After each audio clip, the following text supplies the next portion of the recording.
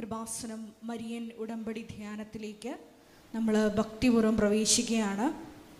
ഈശോയോട് നമുക്ക് ഹൃദയത്തിൽ നന്ദി പറയാം. ദൈവപിതാവിനാൽ ആകർഷിക്കപ്പെട്ട് പരിശുദ്ധ ദൈവമാതാവ് ജീവനോടെ പ്രത്യക്ഷയായ ഈ അൾത്താരയിൽ ഈ ആരാധനാ സമയം നമ്മളെ ഒരുമിച്ച് കൂട്ടിയ ദൈവപിതാവിൻ്റെ സ്നേഹത്തിന് നമുക്ക് പ്രത്യേകമായിട്ട് നന്ദി പറയാം. 2004 ഡിസംബർ 7-ാം തീയതി ഉച്ചകഴിഞ്ഞ് 2:30 ഇതുപോലൊരു ആരാധന മധ്യയാണ് ദൈവമാതാവ് ഈ അൾത്താരയിൽ സമയഘടികാരം നെഞ്ചിൽ ചാർത്തി പ്രത്യക്ഷയായിക്കൊണ്ട് ദുരന്തം ഉണ്ടാകുവാൻ പോകുന്നു, പ്രാർത്ഥിക്കണമെന്ന വലിയ ദൈവിക സന്ദേശം കൈമാറിയത്. ജീവിതത്തിൻ്റെ വിവിധ ദുരന്ത മുഖങ്ങളിലായിരുന്നു കൊണ്ടാണ് നമ്മളും പരിശുദ്ധ അമ്മ ജീവനോടെ പ്രത്യക്ഷപ്പെട്ട ഈ ആലയത്തിൽ വന്ന് മരിയൻ ഉടമ്പടി എടുത്തുകൊണ്ട് ദുരന്ത മുഖത്തെ അതിജീവിക്കുവാൻ, ദൈവകൃപ ആർജിക്കുവാൻ ഈ ആലയത്തിൽ എത്തിച്ചേർന്നിട്ടുള്ളത്. ഈ ധ്യാനം നയിക്കുവാൻ പോകുന്ന കൃപാസനത്തിൻ്റെ സ്ഥാപക ഡയറക്ടറായ ബഹുമാനപ്പെട്ട VP ജോസഫ് അച്ഛനെ പ്രത്യേകമായിട്ട് ഈ അൾത്താരയിൽ സമർപ്പിച്ച് പ്രാർത്ഥിക്കാം. ആരാധനയിലുടനീളം അച്ഛനിലൂടെ ഈശോയെ നീ തന്നെ ഞങ്ങളോട് സംസാരിക്കണമേ എന്ന് പ്രാർത്ഥിക്കാം. മരിയൻ ഉടമ്പടി നിബന്ധനകൾ ഏറ്റവും വിശ്വസ്താപൂർവം പാലിച്ച് എത്രയും വേഗം സാക്ഷികളായി ഉയർത്തപ്പെടാനുള്ള വലിയ കൃപയ്ക്ക് വേണ്ടി ഒരു നിമിഷം നമുക്ക് പ്രാർത്ഥിക്കാം. ഒപ്പം തന്നെ നാളുകളായി കൃപാസനത്തിൽ വന്ന് മരിയൻ ഉടമ്പടി എടുത്ത് പോയിട്ടുള്ള ഓരോ മക്കളെയും പ്രത്യേകമായിട്ട് അൾത്താരയിൽ സമർപ്പിച്ച് പ്രാർത്ഥിക്കാം. ഒപ്പം തന്നെ ലോകത്തിൻ്റെ വിവിധ ഭൂഖണ്ഡങ്ങളിലായിരുന്നു കൊണ്ട് ഓൺലൈൻ ഉടമ്പടി എടുത്ത് പ്രാർത്ഥിക്കുന്ന മക്കളെയും പ്രത്യേകമായിട്ട് ഈ അൾത്താരയിൽ സമർപ്പിച്ച് പ്രാർത്ഥിക്കാം. എല്ലാവരെയും പരിശുദ്ധ അമ്മയുടെ പ്രത്യക്ഷീകരണത്തിൻ്റെ സ്ഥിരം സാക്ഷികളാക്കാൻ കൃപയാകണമേ എന്ന് പ്രാർത്ഥിച്ചുകൊണ്ട് ദിവ്യകാരുണ്യ നാഥനെ വരവേറ്റുകൊണ്ട് നമുക്ക് ഇരുകരങ്ങളും ഉയർത്തി ശക്തമായി സ്തുതിക്കാം. ഹല്ലേലൂയ, ഹല്ലേലൂയ, ഹല്ലേലൂയ, ഹല്ലേലൂയ. മഹത്വം, മഹത്വം, ആരാധന, ആരാധന. ഈശോയേ, നിന്റെ ശക്തി ഈ സമയം ഈ ആലയത്തിൽ പ്രകടമാക്കണമേ എന്ന് പ്രാർത്ഥിക്കുന്നു. അപ്പോസ്തല സമൂഹത്തോടൊപ്പം ദൈവമാതാവിനോട് പ്രാർത്ഥിച്ച സിഹിയോൻ പാളിയിലേക്ക് ആത്മാവിന്റെ ശക്തി അയച്ചതുപോലെ ഇപ്പോൾ ഞങ്ങളുടെ ഈ സമൂഹത്തിലേക്കും ആത്മാവിന്റെ ശക്തി അയക്കണമേ എന്ന് പ്രാർത്ഥിക്കുന്നു. പുത്തൻ പെന്തക്കോസ്ത് അനുഭവം നൽകണമേ എന്ന് പ്രാർത്ഥിക്കുന്നു. സാക്ഷികളാക്കി ഉയർത്തണമേ എന്ന് പ്രാർത്ഥിക്കുന്നു. ഹല്ലേലൂയ, ഹല്ലേലൂയ, ഹല്ലേലൂയ, ഹല്ലേലൂയ.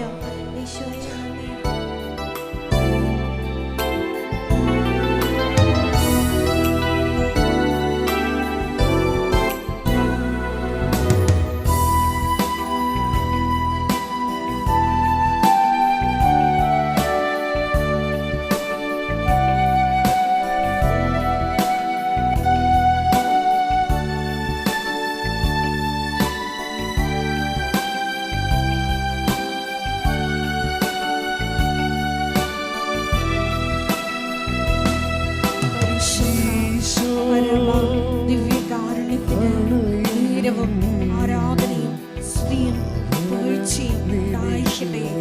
പരിശുദ്ധ പരമ ദിവ്യകാരുണ്യത്തിന് നേരവും ആരാധനയും സ്തുതിയും പുകഴ്ചയും ഉണ്ടായിരിക്കട്ടെ. പരിശുദ്ധ പരമ ദിവ്യകാരുണ്യത്തിന് നേരവും ആരാധനയും സ്തുതിയും പുകഴ്ചയും ഉണ്ടായിരിക്കട്ടെ.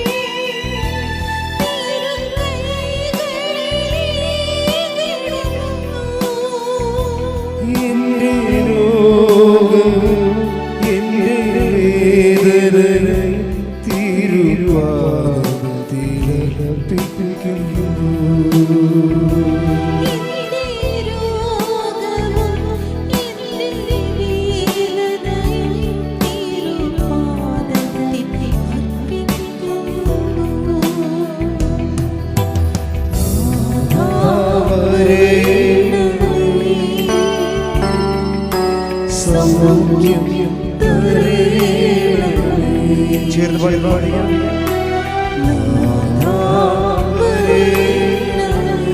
സൗഖ്യം തരണേ, സൗഖ്യം തരണേ,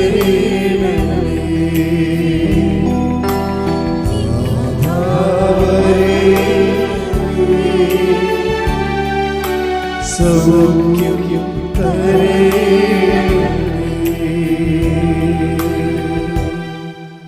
പരിശുദ്ധ പരമ ദിവ്യ കാരുണ്യത്തിന് ആരാധനയും സ്തുതിയും പുകഴ്ചയും ഉണ്ടായിരിക്കട്ടെ. പരിശുദ്ധ പരമ ദിവ്യ കാരുണ്യത്തിന് നേരവും ആരാധനയും സ്തുതിയും പുകഴ്ചയും ഉണ്ടായിരിക്കട്ടെ. പരിശുദ്ധ പരമ ദിവ്യ കാരുണ്യത്തിന് നേരവും ആരാധനയും സ്തുതിയും പുകഴ്ചയും ഉണ്ടായിരിക്കട്ടെ. നമുക്കെല്ലാവർക്കും കൃപാസനം പ്രത്യക്ഷീകരണ മധ്യസ്ഥ പ്രാർത്ഥന ഏറ്റുചൊല്ലി പ്രാർത്ഥിക്കാം.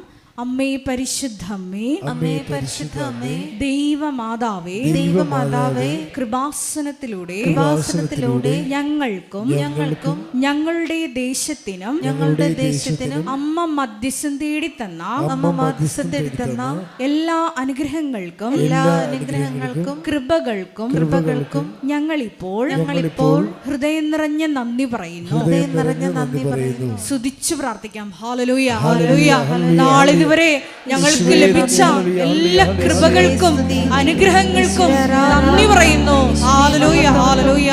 മഹത്വം, മഹത്വം. ദൈവപിതാവേ നന്ദി, ദൈവപിതാവേ മഹത്വം, ദൈവപിതാവേ ആരാധന.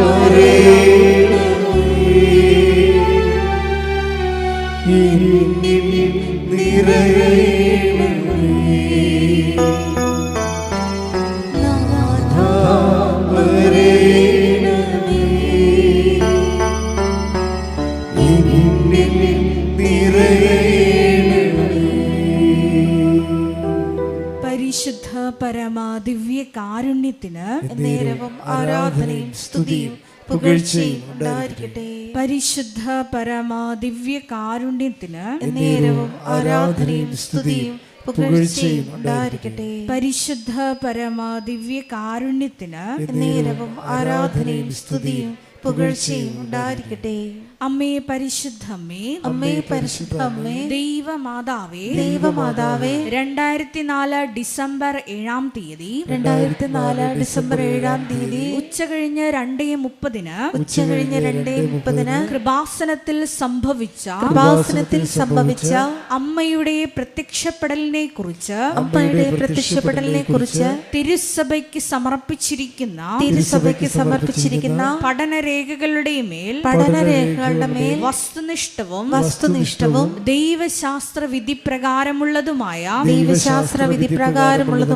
അന്വേഷണ പഠനങ്ങൾ നടത്തി ആ പ്രത്യക്ഷപ്പെടലിലൂടെ പ്രകടമായ ദൈവമാതാവിന്റെ പ്രത്യേക കരുതലും സംരക്ഷണവും വെളിപ്പെടുത്തുന്ന പീഡിതരുടെ ആശ്വാസവും പ്രവാചകന്മാരുടെ രാജ്ഞിയും വാഗ്ദാനത്തിന്റെ പേടകവും പ്രപഞ്ച പ്രകൃതിയുടെ മാതാവുമായ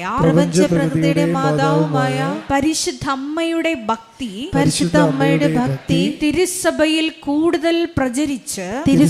കൂടുതൽ പ്രചരിച്ച് ജീവിതത്തിന്റെ ദുരിത ദുരന്ത അവസ്ഥകളിൽ അകപ്പെട്ട് കഴിയുന്ന അനേകായിരം മക്കൾക്ക് ദൈവത്തിന്റെ സാന്നിധ്യവും സന്ധിപ്പും കൂടുതൽ അനുഭവിക്കുക വഴി ആത്മീയ വിശുദ്ധിയും ദൈവശക്തിയും കൈവരിക്കുവാൻ ഞങ്ങളുടെ കുടുംബങ്ങളെ ഇടയാക്കണമേ.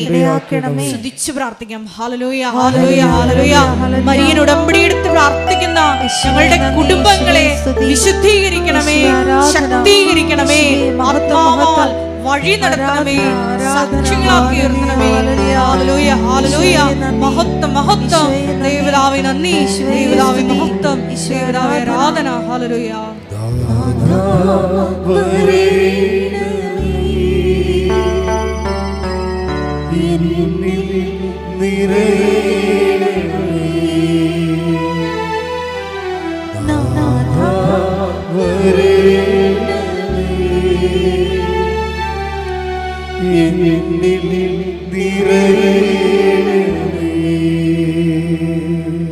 പരിശുദ്ധ പരമ ദിവ്യ കാരുണ്യത്തിന് നേരവും ആരാധനയും സ്തുതിയും പുകഴ്ചയും ഉണ്ടായിരിക്കട്ടെ. പരിശുദ്ധ പരമ ദിവ്യ കാരുണ്യത്തിന് നേരവും ആരാധനയും സ്തുതിയും പുകഴ്ചയും ഉണ്ടായിരിക്കട്ടെ. പരിശുദ്ധ പരമ ദിവ്യ കാരുണ്യത്തിന് നേരവും ആരാധനയും സ്തുതിയും പുകഴ്ചയും ഉണ്ടായിരിക്കട്ടെ. അമ്മേ പരിശുദ്ധ അമ്മേ, പരിശുദ്ധ അമ്മേ, ഭൂസ്വർലോകങ്ങളുടെ രാജ്ഞിയായ അങ്ങയ്ക്ക് ഭൗമ സംരക്ഷണത്തിനായി പ്രപഞ്ച പ്രകൃതിയെ തന്നെ തിരുസഭ പ്രതിഷ്ഠിക്കുവാൻ ഈ പ്രത്യക്ഷീകരണം വഴി ഇടയാക്കണമേ. പരിശുദ്ധ അമ്മേ, ജപമാല മാതാവേ, സകല കൃപാസനം പ്രാർത്ഥനകളോടും ചേർത്ത് ഞങ്ങൾ ഇപ്പോൾ പ്രാർത്ഥിക്കുന്ന ഈ സമൂഹത്തിന്റെ പ്രത്യേക നിയോഗങ്ങളും മൗനമായിട്ട് നമ്മുടെ വ്യക്തിപരമായിട്ടുള്ള പ്രാർത്ഥനാ വിഷയങ്ങളും ഒപ്പം തന്നെ സമാനമായിട്ടുള്ള ജീവിത ദുരിതങ്ങളിലൂടെ കടന്നു പോകുന്ന സഹോദരങ്ങളെയും കൃപാസനത്തിൽ ജീവനോട് പ്രത്യക്ഷയായ ദൈവമാതാവിൻ്റെ മധ്യസ്ഥതയിൽ ദിവ്യകാരുണ്യ സന്നിധിയിൽ സമർപ്പിച്ച് ഒരു നിമിഷം പ്രാർത്ഥിക്കാം.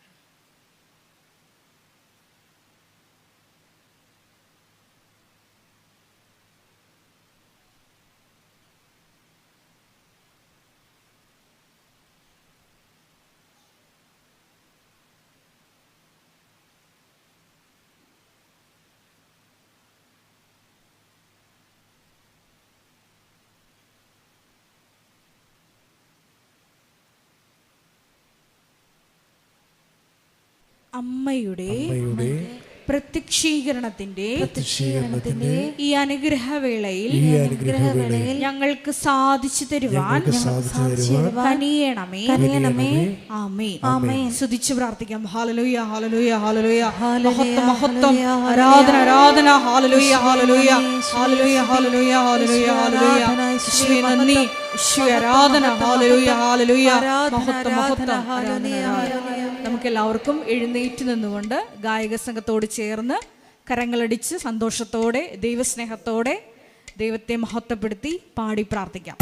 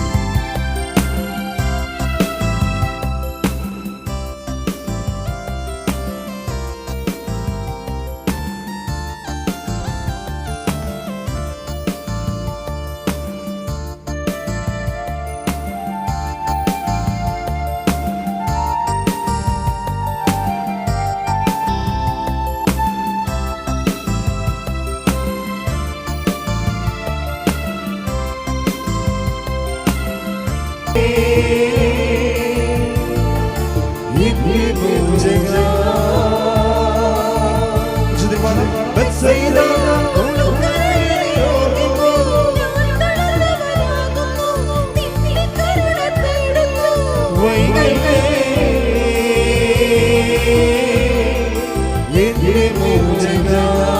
രണ്ട് കൈകളും ഉയർത്തി സ്തുതിക്കട്ടെ. ഹല്ലേലൂയ, ഹല്ലേലൂയ. യേശുവേ, ഹല്ലേലൂയ, ഹല്ലേലൂയ, ഹല്ലേലൂയ. യേശുവേ, ഹല്ലേലൂയ, ഹല്ലേലൂയ, ഹല്ലേലൂയ. യേശുവേ, സ്തുതി, ഹല്ലേലൂയ, ഹല്ലേലൂയ. ഹല്ലേലൂയ, ഹല്ലേലൂയ, ഹല്ലേലൂയ. യേശുവേ, മഹത്വം, മഹത്വം, മഹത്വം. ഹല്ലേലൂയ, ഹല്ലേലൂയ.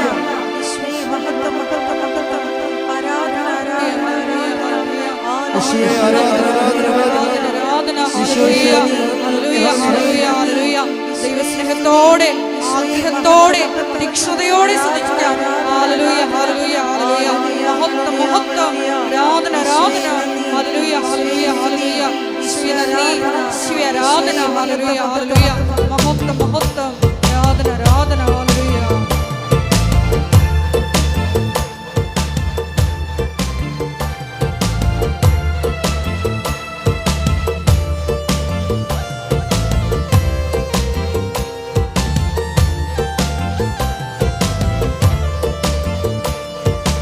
എന്നെ ചുറ്റും ആയിരത്തിനിടയിലാ, എന്നെ തന്നെ നോക്കി നിൽക്കുന്നേ. എന്നെ ചുറ്റും ആയിരത്തിനിടയിലാ, എന്നെ തന്നെ നോക്കി നിൽക്കുന്നേ. അത് യേശുവായിരുന്നു, എന്റെ രക്ഷയായിരുന്നു. എന്റെ ശിക്ഷയേറ്റുവാങ്ങി നിന്നു. അത് യേശുവായിരുന്നു, എന്റെ രക്ഷയായിരുന്നു. അവൻ എന്റെ ശിക്ഷയേറ്റുവാങ്ങി നിന്നു. ബത്സയിദ കുളക്കരയിലെ രോഗിയോ, ഞാൻ തളർന്നവനാകുന്നു. നിന്റെ കരുണ തേടുന്നു വൈകല്ലേ.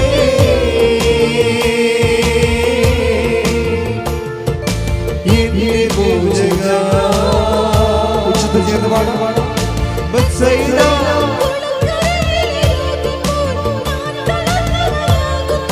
നിന്റെ കരുണ തേടുന്നു വൈകല്ലേ. എന്റെ മോചക. രണ്ട് കൈകളും ഉയർത്തി യേശുവേ. ഹല്ലേലൂയ, ഹല്ലേലൂയ, ഹല്ലേലൂയ. ഹല്ലേലൂയ, ഹല്ലേലൂയ, ഹല്ലേലൂയ. യേശുവേ, ഹല്ലേലൂയ. എല്ലാവരും ചേർന്ന് കൂടെ ഞാൻ നയിക്കുവാൻ പോകുന്ന ബഹുമാനപ്പെട്ട വിപ്പു ജോസഫ് അച്ഛനെ പ്രത്യേകമായിട്ട് ഇയാൾ താരയിൽ സമർപ്പിച്ച് പ്രാർത്ഥിക്കാം. അച്ഛന്റെ ആരോഗ്യത്തെ പ്രത്യേകമായിട്ട് സമർപ്പിച്ച് പ്രാർത്ഥിക്കാം. എല്ലാ മിഷൻ ദൗത്യങ്ങളെ സമർപ്പിച്ച് പ്രാർത്ഥിക്കാം. വികാസത്തിന്റെ നിർമ്മാണ പ്രവർത്തനങ്ങളെ സമർപ്പിച്ച് പ്രാർത്ഥിക്കാം. സാമൂഹിക സാംസ്കാരിക ആത്മീയ മിഷനുകളെ പ്രത്യേകമായിട്ട് സമർപ്പിച്ച് പ്രാർത്ഥിക്കാം. ഹല്ലേലൂയ, ഹല്ലേലൂയ. മഹത്വം, മഹത്വം. ആരാധന, ആരാധന. ഹല്ലേലൂയ, ഹല്ലേലൂയ, ഹല്ലേലൂയ.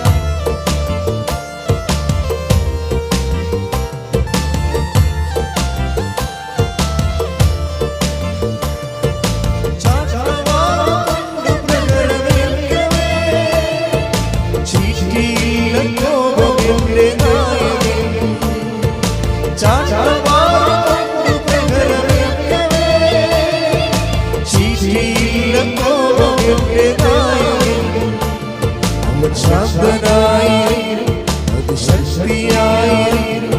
അവൻ എന്റെ കോപത്തെ അണച്ചു നിന്നു. അവൻ ശാന്തനായിരുന്നു, അത് ശക്തിയായിരുന്നു. അവൻ എന്റെ കോപത്തെ അണച്ചു നിന്നു.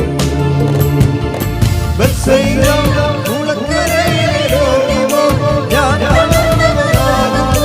നിന്റെ കരുണ തേടുന്നു വൈകല്ലേ. എന്റെ മോചക. ബത്സയിദ, ബത്സയിദ കുളക്കരയിലെ രോഗിയോ, ഞാൻ തളർന്നവനാകുന്നു. നിന്റെ കരുണ തേടുന്നു വൈകല്ലേ. എന്റെ മോചക. യേശുനാമത്തെ ആശ്രയം, ആശ്രയത്തെ ദൈവമേ ആശ്വാസം. വചനമായി എന്റെ വേദനകൾ സൗഖ്യമാവാൻ. രണ്ട് കൈകൾ ഉയർത്തിയിരിക്കട്ടെ. ഹല്ലേലൂയ, ഹല്ലേലൂയ, ഹല്ലേലൂയ. യേശുവേ, ഹല്ലേലൂയ, ഹല്ലേലൂയ, ഹല്ലേലൂയ.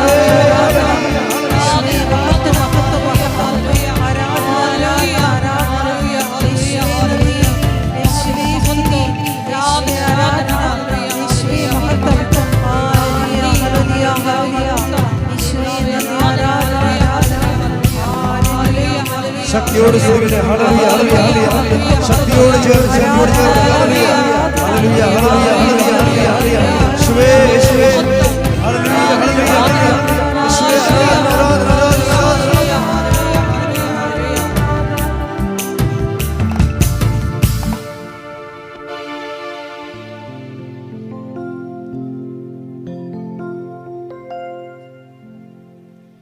ആരാധന ആരാധന ആരാധന.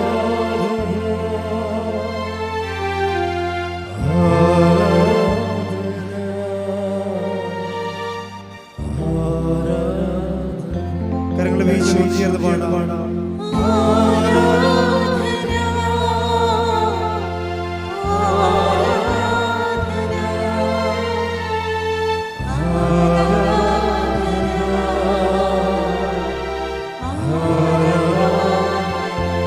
തുല്യം ചൊല്ല ആരുമില്ലേ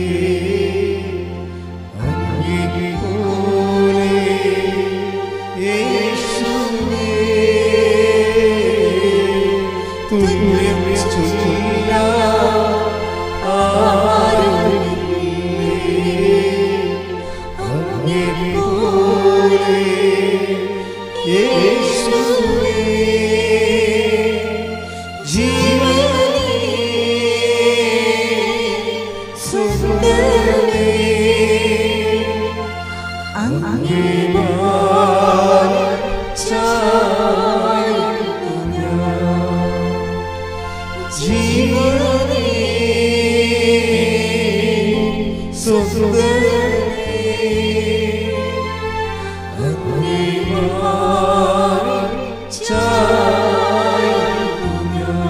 കരങ്ങൾ വീശി ആരാധന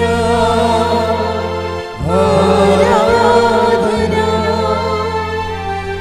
ആരാധന ആരാധന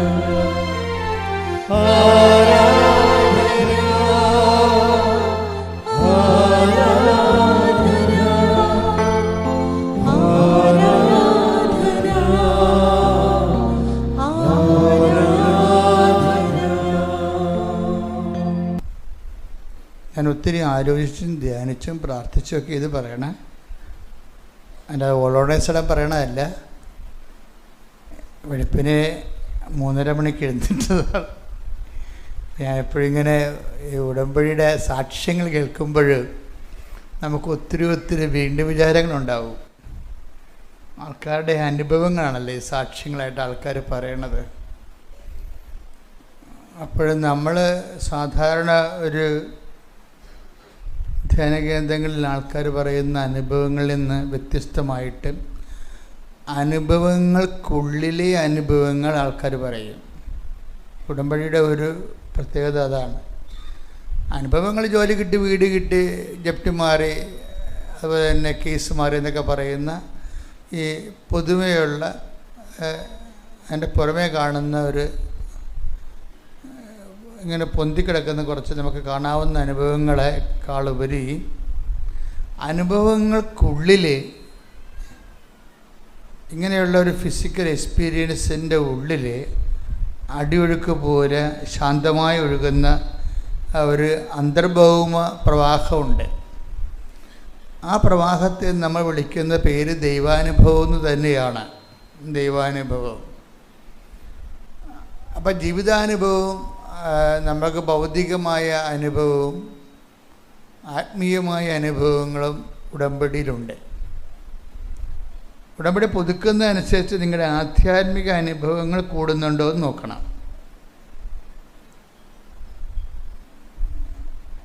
ഇപ്പം നമുക്ക് ഉടമ്പടി വെച്ചിരിക്കുന്ന നിയോഗബന്ധിയാണല്ലോ, നിയോഗബന്ധിയാണ്. കാര്യം നമ്മൾക്ക് എന്തെങ്കിലും ഒരു ജീവിത സമ്മർദ്ദം വരുമ്പോഴാണ്, നമുക്കത് താങ്ങാൻ പറ്റാതെ വരുമ്പോൾ നമ്മൾ ദൈവത്തിൻ്റെ കൂട്ട് പരിശുദ്ധ അമ്മയിലൂടെ നേടിയെടുക്കുകയാണ്. ചിലപ്പോൾ ജോലികൾ നീണ്ടുപോവുകയും വരുമാനം ഇല്ലാതെ വരികയും മാസങ്ങളോളം വരുമാനം ഇല്ലാതെ വരുമ്പോൾ അതനുസരിച്ച് ചിലപ്പോൾ കറണ്ട് ചാർജ് കൂടും. ചിലപ്പോൾ വാടക താമസിക്കണമെങ്കിൽ ഉടയക്കാർ ഇറങ്ങാൻ പറയും. അപ്പോൾ അങ്ങനെയുള്ള ജീവിത സമ്മർദ്ദങ്ങൾക്കാണ് നമ്മൾ ഉടമ്പടി എടുക്കുന്നത്, ഒരു സംശയമില്ല കാര്യം. നമുക്ക് ഒറ്റക്ക് താങ്ങിക്കൊണ്ടു പോകാൻ പറ്റാത്ത അവസ്ഥ വരുമ്പോൾ ഈ ഭൗതികമായ കാര്യങ്ങൾക്ക് നമുക്കൊരു സഹായം കിട്ടാനാണ്. കാര്യം ഉടമ്പടിയുടെ ബേസ്മെൻറ്റ് അത് തന്നെയാണ്. അവർക്ക് വീഞ്ഞില്ല എന്ന് പറയുന്നിടത്ത് വെച്ചാണ് തുടങ്ങണത്. വീഞ്ഞെന്ന് പറഞ്ഞാൽ ആത്മീയ കാര്യമൊന്നുമല്ല, കല്യാണത്തിൽ വീഞ്ഞ് തീർന്നു പോയ വിഷയമാണ്. ജീവിതത്തിൽ ചില ഭൗതികമായ സാഹചര്യങ്ങൾ തീർന്നു പോകുമ്പോൾ സാമ്പത്തികം, ജോലി, ആരോഗ്യം, അതുപോലെ തന്നെ സമാധാനം, വീടില്ലാത്ത അവസ്ഥകൾ, അങ്ങനെയൊക്കെ വരുമ്പോൾ നമ്മൾ നോക്കുമ്പോൾ ഇനി നമ്മൾ കൊണ്ട് മാത്രം ഇതിനൊരു പരിഹാരം കാണാൻ പറ്റത്തില്ല. അങ്ങനെ വരും ജീവിതത്തിൽ. ഇപ്പം നിങ്ങൾക്കുള്ള സ്വാധീനങ്ങൾ, നിങ്ങളുടെ വിദ്യാഭ്യാസം, നിങ്ങൾക്ക് ലഭിക്കാൻ സാധ്യതയുള്ള നിങ്ങളുടെ മെരിറ്റ്, ഇതൊക്കെ നോക്കുമ്പോൾ നിങ്ങൾ ചിലപ്പോൾ അകപ്പെട്ട് നിൽക്കണ പോലെ തോന്നും. ആരും നമ്മളെ സഹായിക്കാനില്ല. പിന്നെ വേറെയും ചില കാര്യങ്ങൾ നിങ്ങൾ തിരിച്ചറിയും. എന്താണ്? നമ്മൾ ചിരിച്ചും കളിച്ചുമൊക്കെ നമ്മുടെ കൂടെ നടക്കുന്ന ബന്ധുക്കളും സ്വന്തപ്പെട്ടവർ പോലും നമുക്ക് രക്ഷപ്പെട്ടെന്ന് കാണുമ്പോൾ അവരുടെ മോന്ത മാറും പെട്ടെന്ന് അവരിങ്ങനെ ഒക്കെ ഉണ്ട്. അപ്പോൾ നമുക്ക് വേറെ കാര്യം തിരിച്ചറിയും. എന്താണ്? എല്ലാവരും ഉണ്ട്, ആരും ഇല്ല. അത് കറക്റ്റാണ്. അത് നീ പെട്ടെന്ന് ഞാൻ പറയണത് നിങ്ങൾ എപ്പോഴും പെട്ടെന്ന് തിരിച്ചറിയണമെന്ന് ഞാൻ പറയത്തുള്ളൂ. ചില ആൾക്കാർ വയസ്സായാലേ അറിയത്തുള്ളൂ. ഇതൊക്കെ ഒരു 10-25 വയസ്സിനുള്ളിൽ തിരിച്ചറിയേണ്ട കാര്യങ്ങളാണ്. എല്ലാവരും ഉണ്ട്, പക്ഷേ ബേസിക്കായിട്ട് ആരുമില്ല. അത് നമ്മൾ 25 വയസ്സിനുള്ളിൽ തിരിച്ചറിയണം. ചില പൊട്ടന്മാർ അത് 70 വയസ്സാകുമ്പോഴൊക്കെയാണ് തിരിച്ചറിയണം. അപ്പോൾ കയ്യിൽ നിന്നെല്ലാം പോയി പോകും. കയ്യിൽ നിന്ന് എല്ലാം പോയി പോകുമെന്ന് പറഞ്ഞാൽ ഞാൻ എന്താ ഉദ്ദേശിച്ചു കഴിഞ്ഞാൽ പണവും പൊന്നുമൊന്നുമല്ല, മറിച്ച് ദൈവം. ഇപ്പം ഈ നെടുമ്പാശ്ശേരിയില്ലേ, ഞാനെപ്പോഴും നെടുമ്പാശ്ശേരി ചെല്ലുമ്പോൾ ആ ടെർമിനൽ 3 കാണുന്ന കുറച്ച് കാഴ്ചകളുണ്ട്. ടെർമിനൽ 3 എന്ന് പറഞ്ഞാൽ ഇൻ്റർനാഷണൽ എയർപോർട്ടിൻ്റെ ആണ്, മറ്റേ ഡൊമസ്റ്റിക്. അപ്പോൾ അവിടെ ചെല്ലുമ്പോൾ ആക്കാൻ വരുന്നവർ ഭയങ്കര പിരിഞ്ഞു പോകുമ്പോൾ കെട്ടിപ്പിടിച്ച് കരയുകയും കരഞ്ഞുകൊണ്ട് നിൽക്കുകയും അങ്ങനെ കുറേ സീനുണ്ട്. ഇനി അവിടെ തിരിച്ച് നമ്മളെ ടെർമിനൽ 3 വന്നിറങ്ങുമ്പോൾ നമ്മളെ കൊണ്ടുപോകാൻ വരുന്നവർ അത്യാഹ്ലാദത്തോട് വരികയും അതുപോലെ തന്നെ കെട്ടിപ്പിടുത്തവും ചിരിയും സന്തോഷവും വേറെ സംഭവമുണ്ട്. അപ്പം ഞാനിതൊക്കെ എല്ലാം ഇങ്ങനെ ശ്രദ്ധിക്കണ ഒരാളാണ്. എന്തെല്ലാം ചെറിയ മൂമെൻറ്റ്സ് പോലും ശ്രദ്ധിക്കും. ഓരോരുത്തർ എന്തെങ്ങനെയാണ് ആ സിറ്റുവേഷൻസ് ഹാൻഡിൽ ചെയ്യണത്. അപ്പം ചില ആൾക്കാരുണ്ട് ഒറ്റക്ക് വരും, ഒറ്റക്ക് പോകും. അവരെ കൊണ്ടുവന്നാക്കാനും ആരുമില്ല, കെട്ടിപ്പിടിക്കാനും ആരുമില്ല.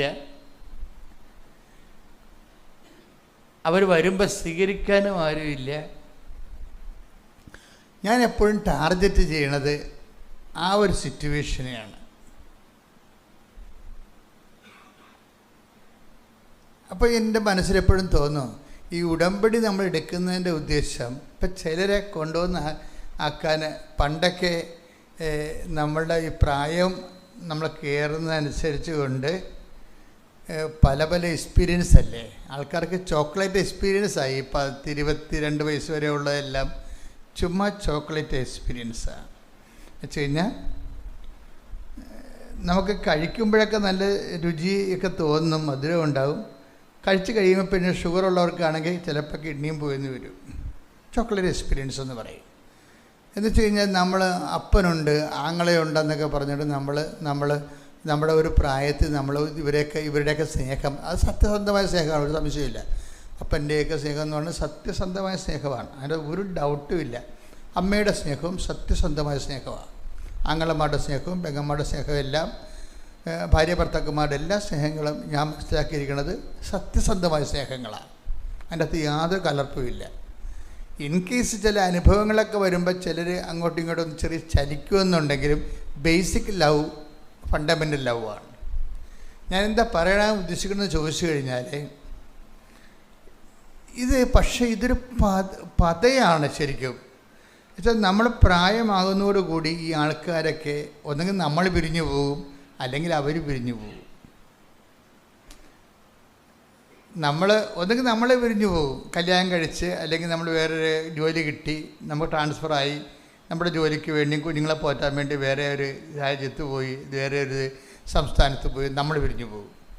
അല്ലെങ്കിൽ നമ്മൾ തിരിച്ചു വരുമ്പോൾ നമ്മളെ കൊണ്ടുപോകുന്ന വീട്ടിലോട്ട് കൂട്ടിക്കൊണ്ടുപോകാൻ അപ്പനില്ല. അപ്പൻ നമുക്ക് ചങ്കടി പോയി വരും. കാര്യമാണ് അപ്പൻ്റെ ദൗത്യം പൂർത്തിയാക്കി കർത്താവിലേക്ക് തിരിച്ചു പോയി കാണും. ഏതെങ്കിലും ഒരു കാലത്ത് അപ്പൻ്റെ മരണത്തിന് നമ്മൾ വന്നിറങ്ങേണ്ടി വരുന്നിടുമ്പോൾ ശരിയില്ലേ, ഉറപ്പല്ലേ? ഏതെങ്കിലും ഒരു നിങ്ങൾക്ക് ഉണ്ടാകുന്ന കുഴപ്പമെന്ന് വെച്ചാൽ നിങ്ങൾ ആ സമയത്താണ് അയ്യോ പൊത്തൊന്നും നിലവിളിക്കുന്നത്. നിങ്ങൾ മനസ്സിനെ ട്രെയിൻ ചെയ്യണം.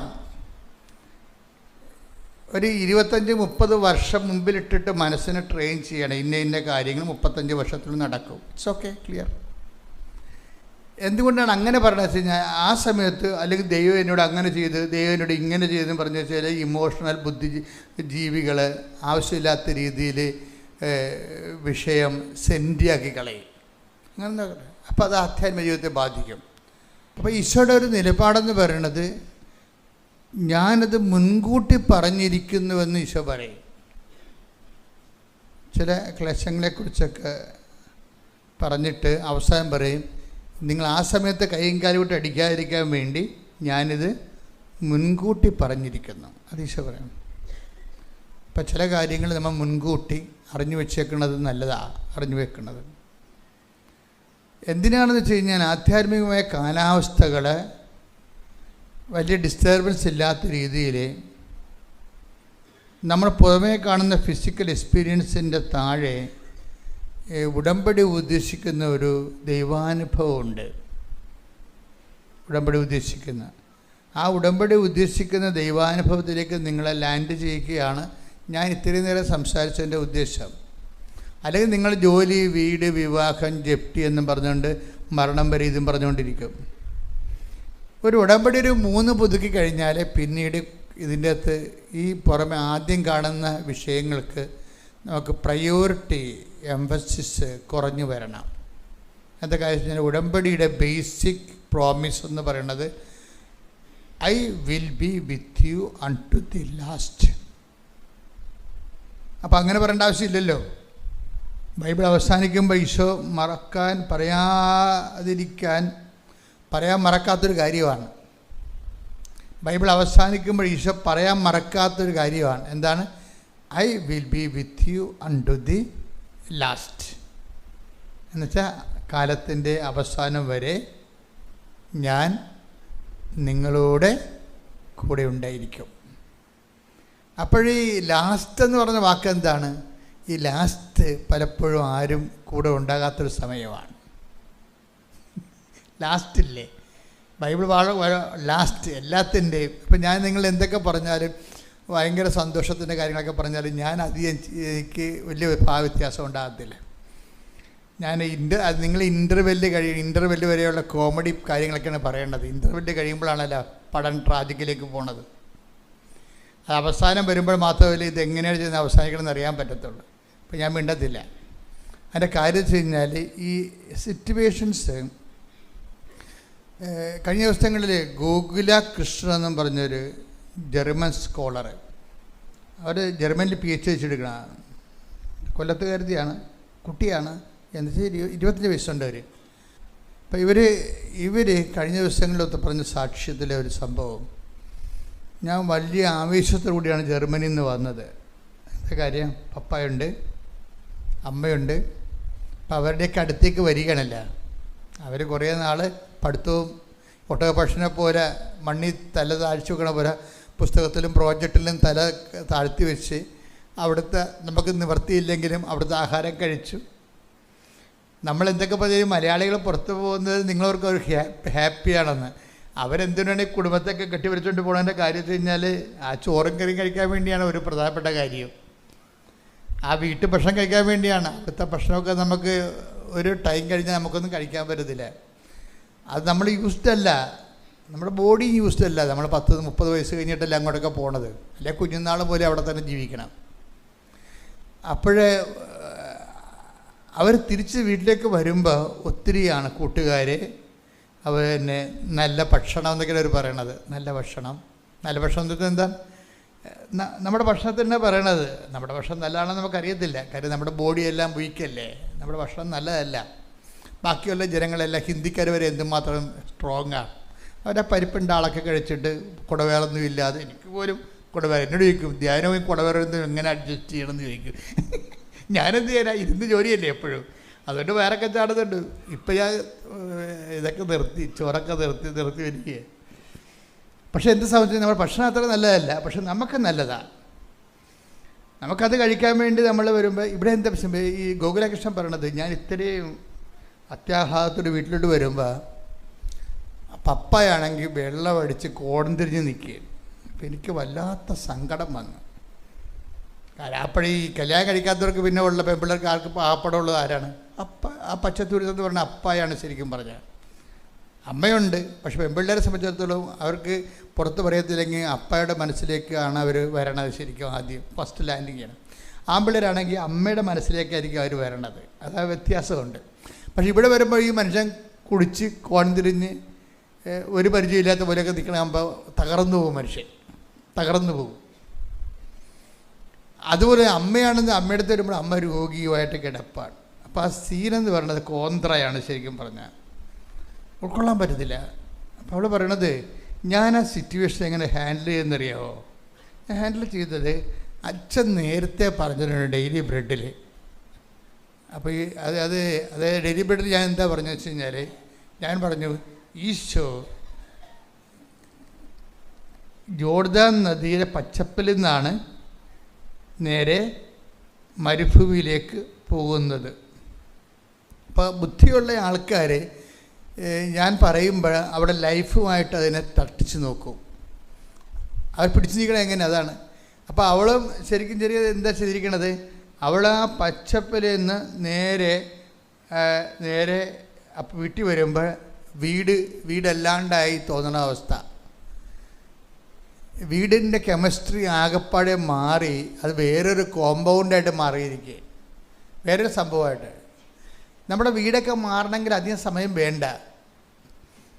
എൻ്റെ അഭിപ്രായത്തിൽ ഇടയ്ക്കിടയ്ക്ക് വീട് മാറിക്കൊണ്ടിരിക്കണമെന്നുള്ളതാണ്.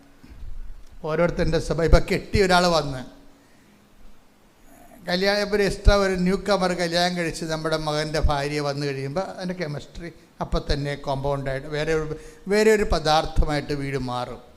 ഇതിനെല്ലാത്തിനും അക്കോമഡേറ്റ് ചെയ്ത് നിൽക്കാനുള്ള കഴിവെന്ന് പറയണത് അത് ക്രിസ്തു നമുക്ക് തരുന്ന കഴിവാണ്. ക്രിസ്തു ഇല്ലെങ്കിൽ നമ്മളിതിനെ വയലൻ്റായിട്ടും ബ്രൂട്ടലായിട്ടും ആനിമാലിറ്റിയായിട്ട് കൈകാര്യം ചെയ്യും വിഷയം. ക്രിസ്തു ഉണ്ടെങ്കിൽ, ഇപ്പോൾ കഴിഞ്ഞ ദിവസങ്ങളിൽ ഇന്നലെ എൻ്റെ കുർബാനയായിരുന്നു ഇവിടെ. അപ്പോൾ ഇന്നലെ സകല വിശുദ്ധന്മാരുടെയും തിരുനാളാണ്.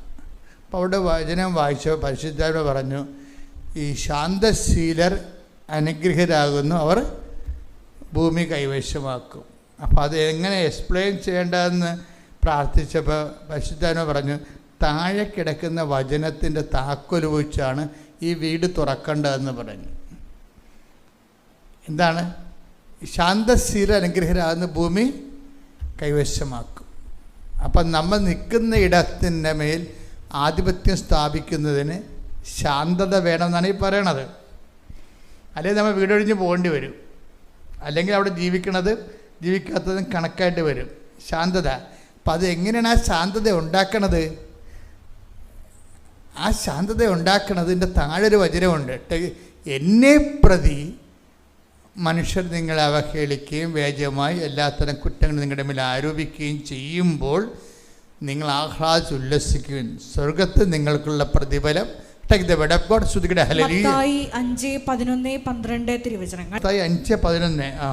എന്നെ പ്രതി മനുഷ്യർ നിങ്ങളെ അവഹേളിക്കുകയും പീഡിപ്പിക്കുകയും എല്ലാവിധ തിന്മകളും നിങ്ങൾക്കെതിരെ വ്യാജമായി പറയുകയും ചെയ്യുമ്പോൾ നിങ്ങൾ ഭാഗ്യവാന്മാർ. നിങ്ങൾ ആനന്ദിച്ചാഹ്ലാദിക്കുവിൻ. സ്വർഗത്തിൽ നിങ്ങളുടെ പ്രതിഫലം വലുതായിരിക്കും. വളരെ കൃത്യമാണ് അതിൻ്റെ അകത്ത് മുകളിൽ പറയുന്ന സുവിശേഷ ഭാഗ്യങ്ങളാണ് വിഷയം. ആ സുവിശേഷ ഭാഗങ്ങളിൽ എന്തൊക്കെയാണ് ഉള്ളതെന്ന് നോക്കിയേ. ശാന്തശീലർ, Take the word of God. Hallelujah. Hallelujah hallelujah. Mathai 5-ാം അധ്യായം 3 മുതലുള്ള തിരുവചനങ്ങൾ. 5:3. ആത്മാവിൽ ദരിദ്രരായവർ ഭാഗ്യവാന്മാർ, ദരിദ്രരായ ഭാഗ്യവാന്മാർ, സ്വർഗരാജ്യം അവരുടേതാണ്. സ്വർഗ്ഗരാജ്യം. വിലപിക്കുന്നവർ ഭാഗ്യവാന്മാർ, അവർ ആശ്വസിപ്പിക്കപ്പെടും. വിലപിക്കുന്നവർ ഭാഗ്യവാന്മാർ, അവർ ആശ്വസിപ്പിക്കപ്പെടും. ശാന്തശീലർ ഭാഗ്യവാന്മാർ, അവർ ഭൂമി അവകാശമാക്കും. ശാന്തശീലർ ഭാഗ്യവാന്മാർ, അവർ ഭൂമി അവകാശം. എൻ്റെ പ്രിയപ്പെട്ടവർ, ഇതിൻ്റെ വിഷയം എന്ന് പറയുന്നത്, നിങ്ങൾ വിലപിച്ചാലും ശാന്തത ശീലമാക്കിയാലും എന്ത് ബേസിലായിരിക്കണം അങ്ങനെ ചെയ്യണത്? വിലപിക്കണമെങ്കിൽ എന്നെ പ്രതി, അതാണ് വിഷയം. എല്ലാം സോൾവ് ചെയ്യണതും സമാധാനം ഉണ്ടാക്കുന്നതും ആരാണ്? ഈശോയാണ്. ശരിക്കും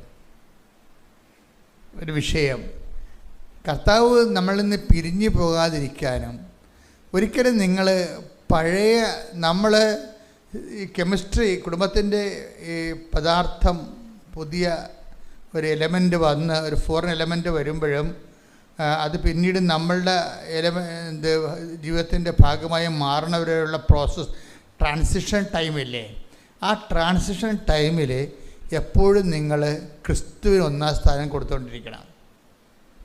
പറഞ്ഞ മനസ്സിലായ? ക്രിസ്തുവിന് 1-ാം സ്ഥാനം കൊടുക്കണം.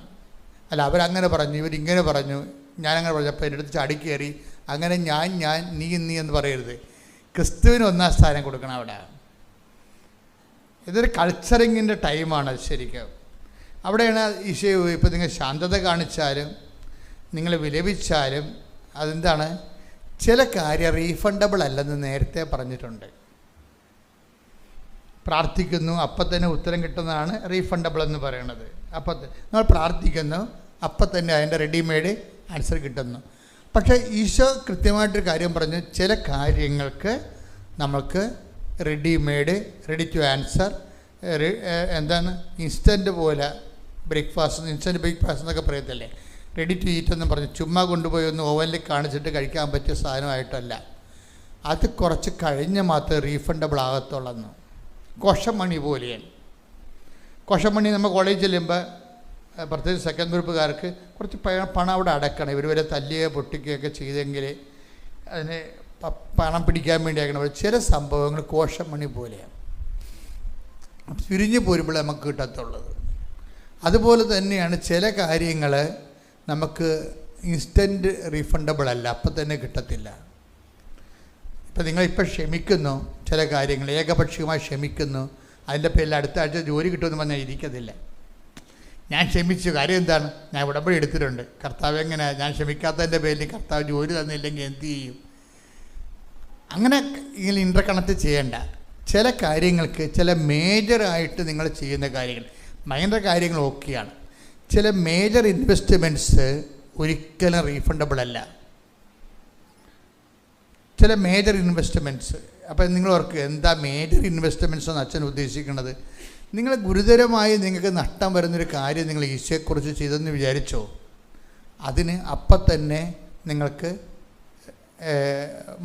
അതിൻ്റെ ആയിട്ടുള്ളൊരു പ്രതിഫലം കിട്ടത്തില്ല. എന്താ കാര്യം? അത് ക്യാരി ഓവർ ചെയ്തിരിക്കുന്നത് ഇറ്റേണൽ അക്കൗണ്ടിലേക്ക് പോയിരിക്കുകയാണ്. അതാണ് ഈശോ പറയണത്. എന്താണ് അവസാനം പറഞ്ഞ വചനം? 5:11 എന്താ?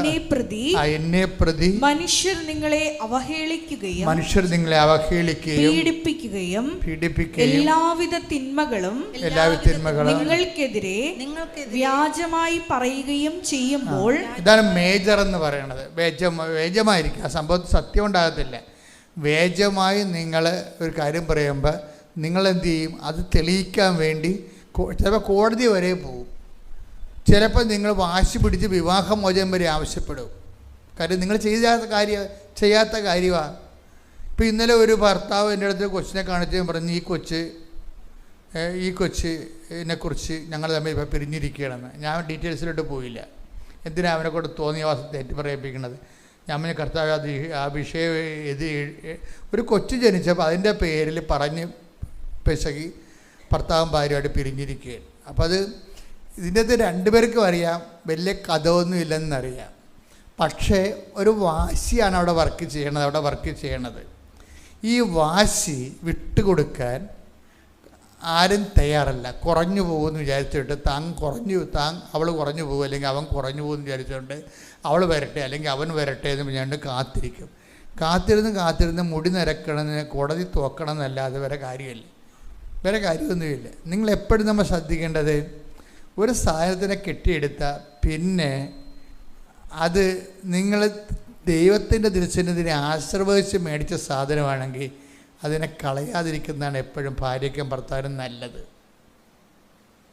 തമാശ പറയല്ല. കാരണം നിങ്ങൾ കഴിഞ്ഞിട്ട് വാശിപ്പുറം കളഞ്ഞിട്ട് വേറെ ഒരെണ്ണത്തിനെ കെട്ടി അവളുടെ മുമ്പിൽ കൂടി ഞാൻ നടക്കുമെന്നൊക്കെ പറഞ്ഞിട്ട് കഥയൊന്നും, അതൊക്കെ ചുമ്മാ മസിൽ പിടുത്തമാണ്.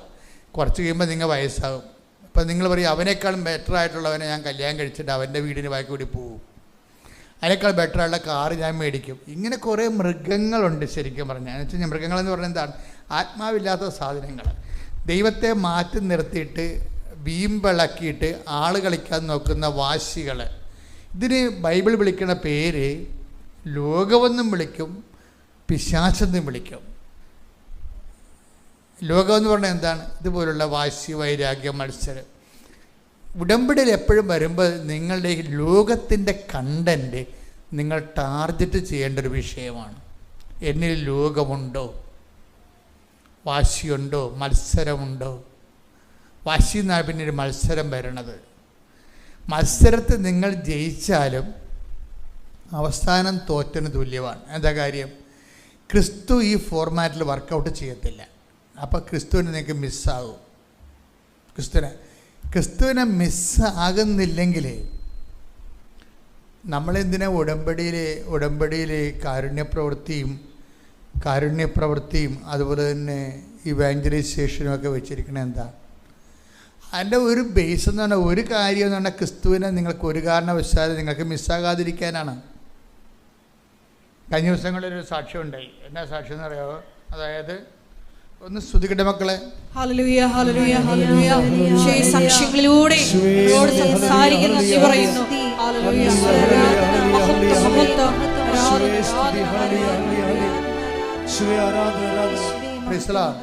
മെറിലിൻ തോമസ് എന്ന് പറഞ്ഞൊരു മോള് സാക്ഷ്യം പറഞ്ഞു. നല്ല സാക്ഷ്യമാണ്.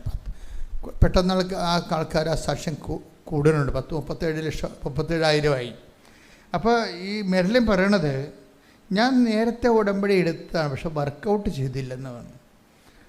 ഞാൻ 22 മറ്റേ ഉടമ്പടി എടുത്തതാണ്. അപ്പോൾ 29 ഉടമ്പടി എടുത്തതെന്ന് പറയുമ്പോൾ ആ ഉടമ്പടിയിൽ വന്നിരിക്കുന്ന വിഷയം ഞാൻ പറഞ്ഞ് ഞങ്ങളെ ഡെൻഡലിലായിരുന്നു. പിന്നീട് ഈ നാട്ടുകാരാണേ, ചേർത്തലക്കാരാ. പക്ഷെ അവർ ഇംഗ്ലണ്ടിലാണ്. അപ്പോൾ ഉടമ്പടി എടുത്തെങ്കിലും ഉടമ്പടിയിലെ കുറച്ച് കാര്യങ്ങളെ ഞങ്ങൾ ചെയ്തുള്ളൂ.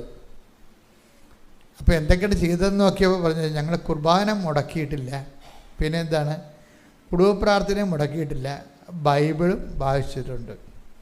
പക്ഷെ ഉടമ്പടി വർക്ക് ചെയ്യത്തില്ല. കാര്യം എന്താ? അത് നിങ്ങളെ ശ്വസിച്ചു എന്ന് പറഞ്ഞൊരു വല്ല കാര്യമുണ്ടാ? നിങ്ങൾ ശ്വസിച്ചു, ശ്വസിച്ചില്ല, നിങ്ങൾ ചത്തുപോയനോ.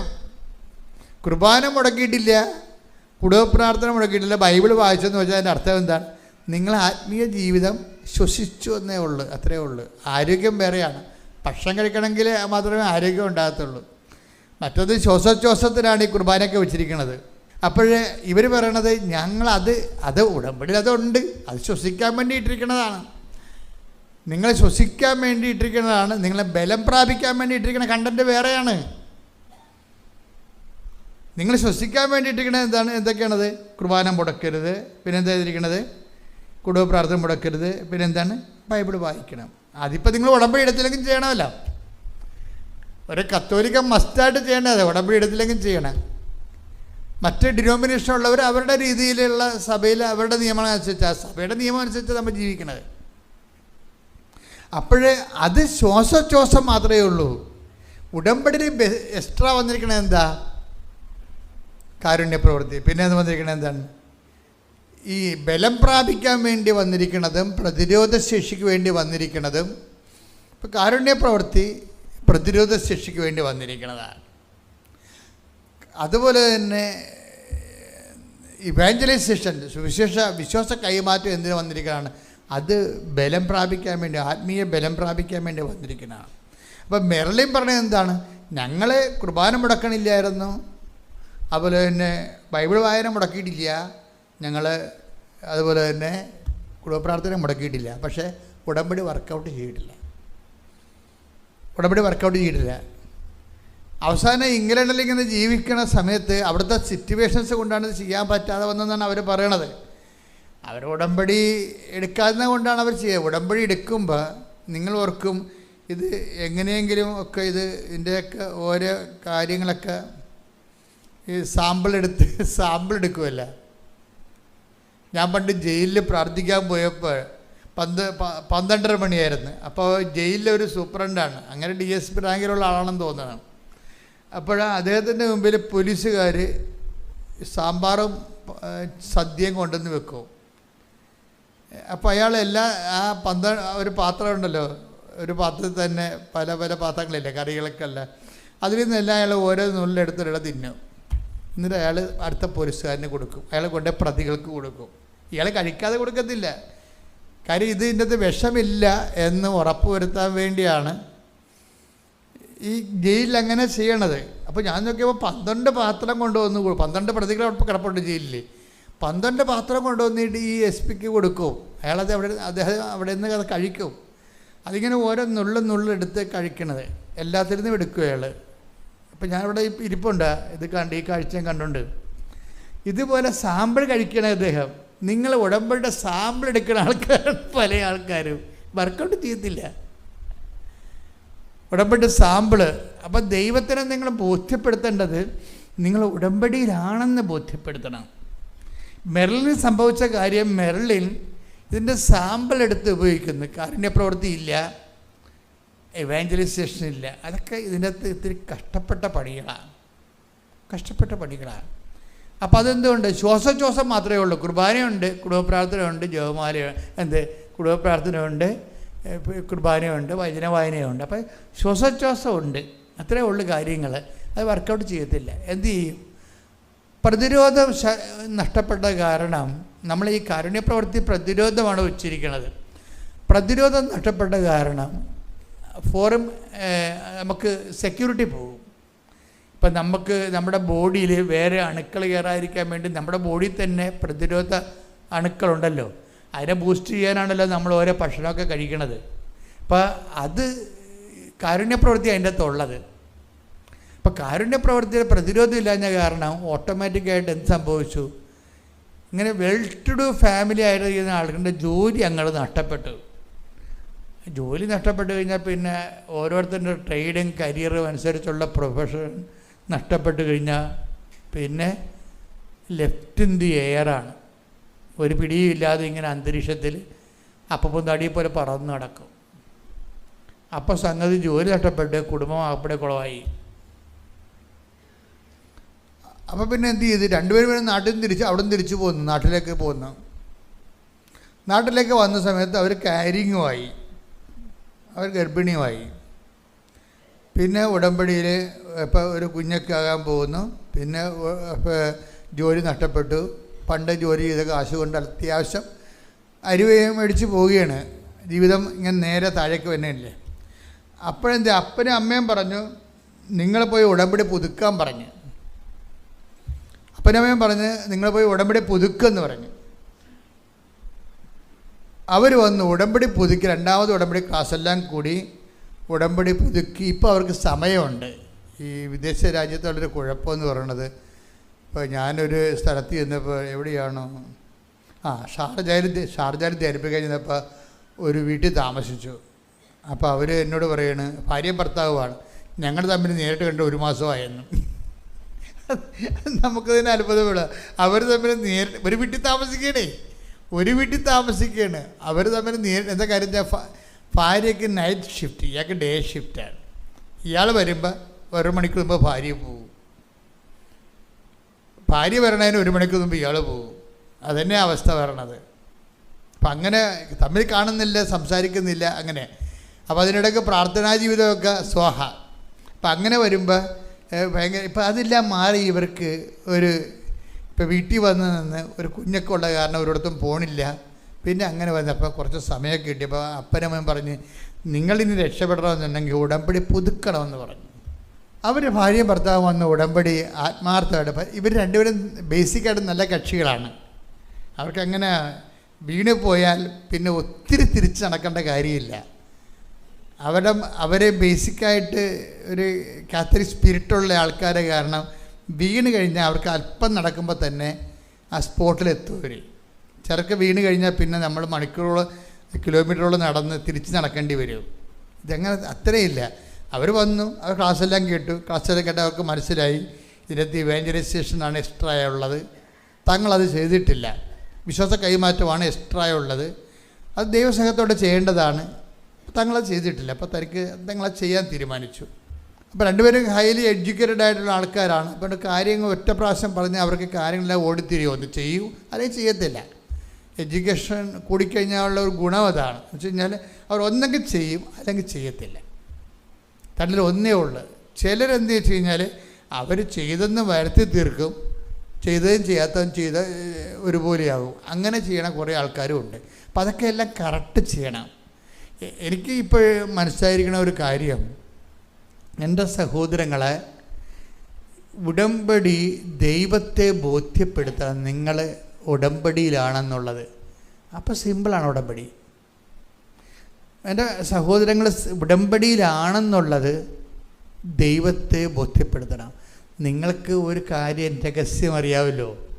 കാര്യം നിങ്ങൾ എഴുതി വച്ചേക്കുന്ന കാര്യങ്ങളൊന്നും ദൈവത്തിന് ഒരു സെക്കൻഡ് ടൈമേ ഉള്ളൂ ഇതിനാവശ്യം. വാരിക്കെട്ടെടുത്ത് ഇത്തരം വിഷയത്തിൻ്റെ ഒരു കാര്യം ദൈവം ഒന്ന് മനസ്സിൽ വെച്ചാൽ മതി. ആ സെക്കൻഡിന് ഇതെല്ലാം പിക്ചർ മൊത്തം മാറും. പക്ഷേ എൻ്റെ മക്കളെ ദൈവം മനസ്സിൽ വെപ്പിക്കണം നിങ്ങളെ. ഇപ്പം ഇന്ന് വെളുപ്പിനെ ഉണ്ടല്ലോ, വെളുപ്പിന് ഞാൻ ബൈബിൾ എടുത്തപ്പോൾ എനിക്ക് കിട്ടിയ വചനം നിങ്ങളെ പ്രതിയാണ് ഞാൻ പ്രാർത്ഥിച്ചതെന്ന് ഓർക്കണം. അപ്പോൾ പറയണം, ഈ എബ്രഹാം പറഞ്ഞൊരു കാര്യമാണ്, നിങ്ങൾ റബേക്ക ഇസഹാക്കിന് വേണ്ടി ഒരു വൈഫിനെ കണ്ടെത്താൻ വേണ്ടി എബ്രഹാം ദൂതനെ വിടണ ഭാഗമാണ്. അപ്പോൾ എബ്രഹാത്തിനോട് ദൂതൻ ഉടമ്പടി ചെയ്യും. എബ്രഹാം ദൂതനോട് ഉടമ്പടി ചെയ്യും. എന്തിനാണ്? ഈ വൈഫിനെ കണ്ടെത്താൻ വേണ്ടിയുള്ള ടേംസ് ആൻഡ് കണ്ടീഷൻസ് പറയും. അപ്പോൾ ഞാൻ കണ്ടെത്തുന്ന സ്ത്രീ ഇങ്ങോട്ട് എൻ്റെ കൂടെ വരാൻ മനസ്സില്ലെങ്കിൽ ഞാൻ നിങ്ങളുടെ മകനെ ആ നാട്ടിലോട്ട് കൊണ്ടുപോകട്ടെ എന്ന് ചോദിക്കുമ്പോൾ പറയും, എബ്രഹാം പറയും നോ എന്ന് പറയും. അത് സീരിയസാണ്.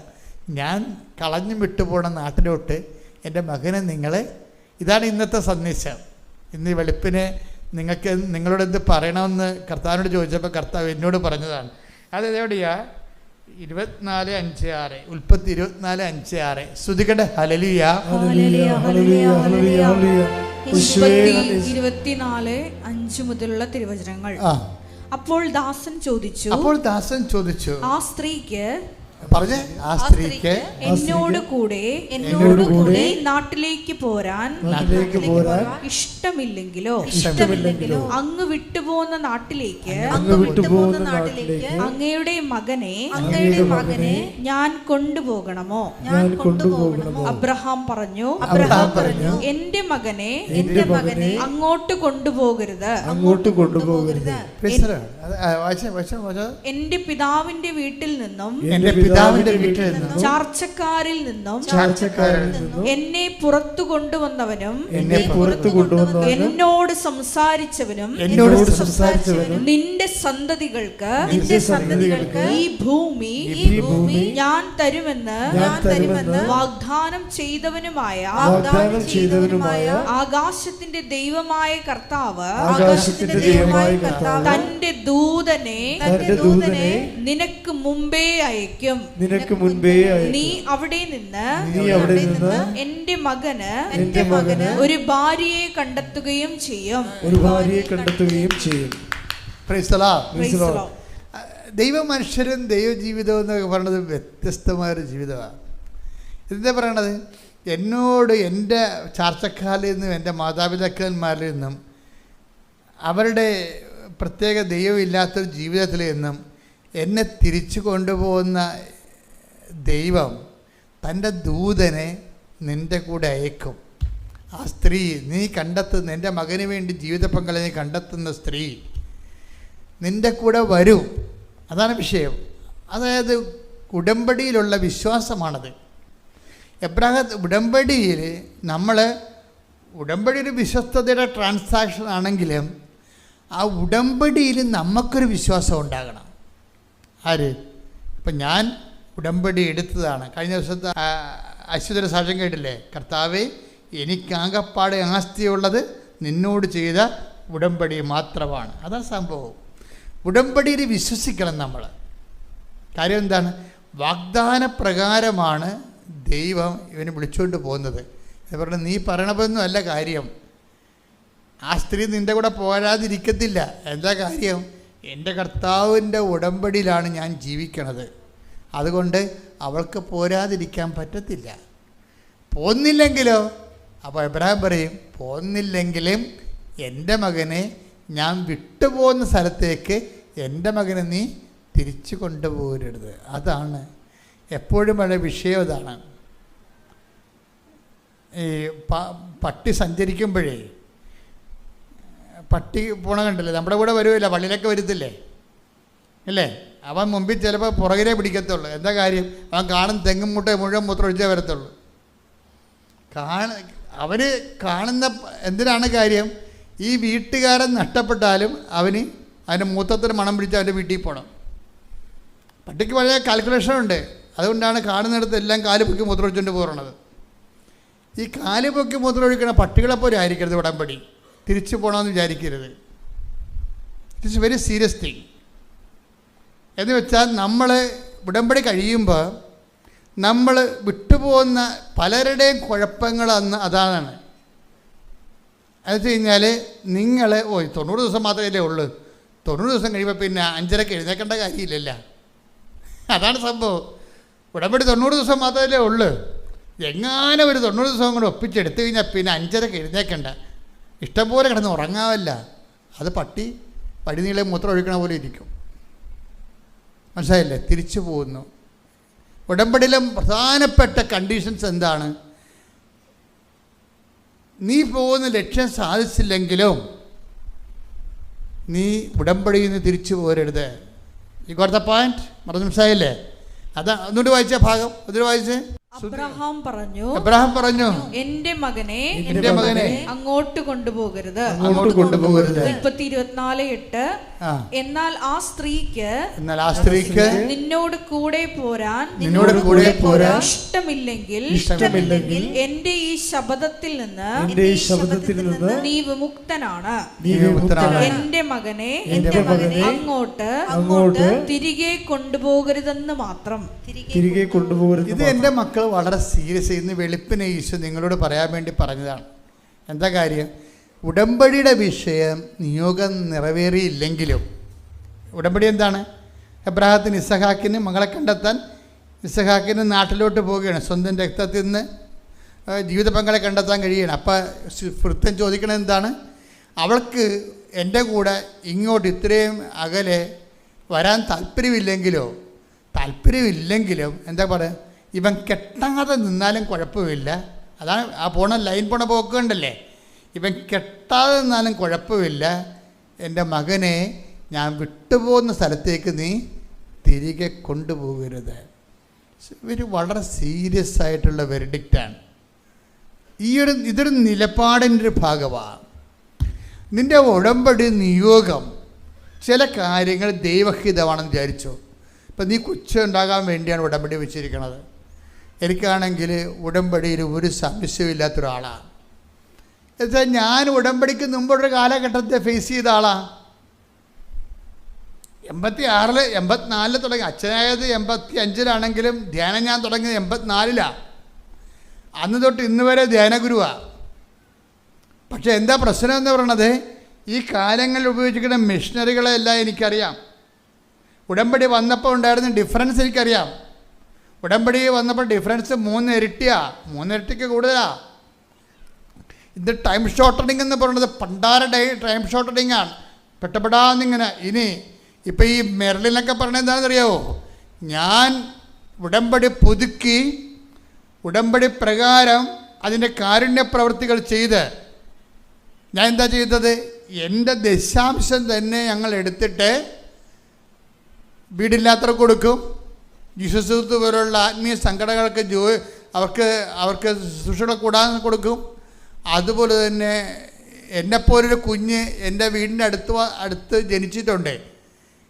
എനിക്ക് കുഞ്ഞിനെ കിട്ടിയ പോലെ തന്നെ ഒരു പാവപ്പെട്ട കുടുംബത്തിൽ ഒരു സ്ത്രീ ഗർഭം ധരിച്ചു. അപ്പം ഞാൻ അവളെ പോയി കണ്ടിട്ട് എനിക്ക് എൻ്റെ കുഞ്ഞിനെ വളർത്താനുണ്ടായിരുന്ന ചിലവ് എന്തുമാത്രമാണെന്ന് എനിക്കറിയാം. ഞാൻ അത്രയും ആ കൊച്ചിനെ ഞാൻ ദത്തെടുത്ത്, അവർ പാവപ്പെട്ടവരാണ്, അതുകൊണ്ട് ആ കൊച്ചിനെ ഞാൻ ദത്തെടുത്ത് അവൾക്കുണ്ടായിരുന്ന ചിലവ് ഞാൻ വഹിച്ചു ആ കാലങ്ങളെല്ലാം. അങ്ങനെ മനുഷ്യ ഉടമ്പടി ചെയ്യണത്. അവർ തിരിച്ചു വന്നപ്പോൾ ഒരു വല്ലാത്ത ഒരു 1.5 വരവായിപ്പോയി, ഭാര്യയും ഭർത്താവും. അതുപോലെ തന്നെയാണ് സുവിശേഷ വേലയും. ഇപ്പം എന്താ സംഭവിച്ചതെന്നറിയാമോ? അങ്ങനെ വന്നപ്പോൾ നടക്കണമെന്ന് സംഭവിച്ചത്, നമ്മളെ ഉടമ്പടിയോട് വിശ്വസ്തരാണെന്ന് ദൈവത്തിന് തോന്നിക്കഴിഞ്ഞാൽ ഉടനെ അവർക്ക് ഒന്ന് സ്തുതിക്കട്ടെ മക്കളെ. ഹല്ലേലൂയ ഹല്ലേലൂയ ഹല്ലേലൂയ ഹല്ലേലൂയ ഹല്ലേലൂയ മഹത്വം മഹത്വം ആരാധന ആരാധന ഹല്ലേലൂയ ഹല്ലേലൂയ അതായത് ഇത്രയും അപ്പോൾ നമ്മൾ ഉടമ്പടിയിൽ വിശ്വസ്ത പാലിച്ചില്ലേ, ഉടമ്പടി റെക്ടിഫൈ ചെയ്തു. ആദ്യം തെറ്റിപ്പോയപ്പോൾ ഉള്ള ജോലി കൂടി പോയി, 0 ആയി. പിന്നെ ഉടമ്പടി വന്ന് പുതുക്കി കഴിഞ്ഞപ്പോൾ പൂർവാധി ശക്തമായിട്ട് അവർ ഉടമ്പടി നിറവേറ്റാൻ തുടങ്ങി. അവരുടെ ഭാഗം ക്ലിയർ ചെയ്തപ്പോൾ എന്താ പറ്റിയിരിക്കണത്? ക്ലിയർ ചെയ്തപ്പോൾ ഇവർ അപേക്ഷ പോലും വെച്ചിട്ടില്ല. ആമസോണിൻ്റെ ഏരിയ മാനേജറായിട്ട് ഇയാളെ അപേക്ഷ വെക്കാതെ ഇയാളുടെ ബയോഡേറ്റ കണ്ടുപിടിച്ച് ഇങ്ങോട്ട് കോൾ ഫോർ ചെയ്യാൻ. കർത്താവിൻ്റെ മുമ്പിൽ നിന്നെ രക്ഷപ്പെടുത്താൻ 10,000 വഴികളുണ്ട്. നിൻ്റെ ചിന്തയിൽ ഒരു കമ്പനിയും ഒരു രാജ്യമേ ഉണ്ടാകത്തുള്ളൂ, ചിലപ്പോൾ ഒരു പ്രൊഫഷൻ ഉണ്ടാകത്തുള്ളൂ. ഉടമ്പടി ഓപ്പൺ മാർക്കറ്റിൽ ഇട്ട് കഴിഞ്ഞാലുള്ള ഗുണമെന്ന് പറഞ്ഞാൽ, ഓപ്പൺ മാർക്കറ്റ് എന്ന് പറഞ്ഞാൽ എന്താ കാര്യം? കർത്താവിൻ്റെ സാധ്യതയ്ക്ക് ഇടണം. നിങ്ങൾ ഉടമ്പടി കൃത്യമായിട്ട് അവൻ പറയണ പോലെ ചെയ്ത് കഴിയുമ്പോൾ ഇപ്പം എന്താ സംഭവിച്ചു? സ്ത്രീക്ക് ഇവർക്ക് എന്താ സംഭവിക്കണം? ആമസോണിൻ്റെ ഏരിയ മാനേജർ എന്ന് പറയണത് ഇയാൾ പഠിച്ചത് ഫൈനാൻസാണ് പഠിച്ചത്. ഇപ്പം ഫൈനാൻസ് ഇയാളെ പഠിച്ച പ്രൊഫഷൻ തന്നെയാണ് വിളിച്ചിരിക്കണത്.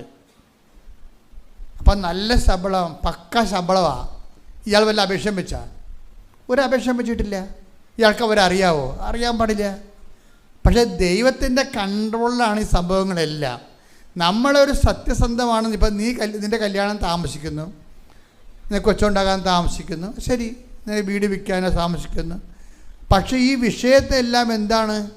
ഈ ഓരോ സംഭവവും നമ്മളെപ്പോഴും ഉടമ്പടി വയ്ക്കുമ്പോൾ ബൈബിളിൽ ഏറ്റവും നല്ല വാക്ക് ഉടമ്പടിക്കാർക്ക് മനസ്സിൽ ഓർക്കേണ്ട വാക്കാണ്. എന്താണ്? ദൈവം. എന്താണ്? ദൈവം. സമസ്തവും അവന്റെ പാദത്തിന്റെ കീഴാക്കിയിരിക്കുന്നു. അപ്പൊ നമ്മൾ പറയുന്ന ആക്കാടെ കയ്യിലല്ല നമ്മുടെ ഭാവി ഇരിക്കണത്. ആരുടെ കയ്യിലാണ്? ദൈവത്തിന്റെ കയ്യിലാണ്. Take the word of God. ശ്രുതികട ഹല്ലേലൂയ ഹല്ലേലൂയ ഹല്ലേലൂയ ഹല്ലേലൂയ ഹല്ലേലൂയ യേശുവേ നന്ദി. ഹല്ലേലൂയ ഹല്ലേലൂയ. കൊരിന്തോസ് 15:27. 1 കൊരിന്തോസ് 15:27. ദൈവം സമസ്തവും അധീനമാക്കി തന്റെ പാദത്തിൻ കീഴാക്കിയിരിക്കുന്നു. സമസ്തവുമാണ് നിന്റെ ജോലി, വീട്, വിവാഹം, പെൻഷൻ, PR, ഈ സമസ്തവും കർത്താവിൻ്റെ കീഴിലാണ്. അപ്പം അതുകൊണ്ട് തന്നെ നമ്മുടെ മുമ്പിലുള്ള എന്താണ്? നമ്മൾ ഈ സമസ്തവും ദൈവത്തിൻ്റെ കീഴിലാക്കണം. അതാണ് വിഷയം. നമ്മൾ സമസ്തവും നമ്മുടെ ചിന്ത, ആലോചന, അതുപോലെ തന്നെ നമ്മുടെ പ്രവർത്തനങ്ങൾ എല്ലാത്തിനെയും. കഴിഞ്ഞ ദിവസങ്ങളിൽ ഈ ഗോകുൽകൃഷ്ണയുടെ സാക്ഷ്യങ്ങളിലൊന്ന്, ഒത്തിരി സാക്ഷ്യങ്ങളുണ്ട് അവളുടെ. അല്ല, ഒരു സാക്ഷ്യം പറയണത്, ഞാൻ ചെറുപ്പമാണ്, ഈ ടൈറ്റ് യൂത്തിൻ്റെ ടൈമാണ്, എനിക്ക് 25 വയസ്സേ ഉള്ളൂ.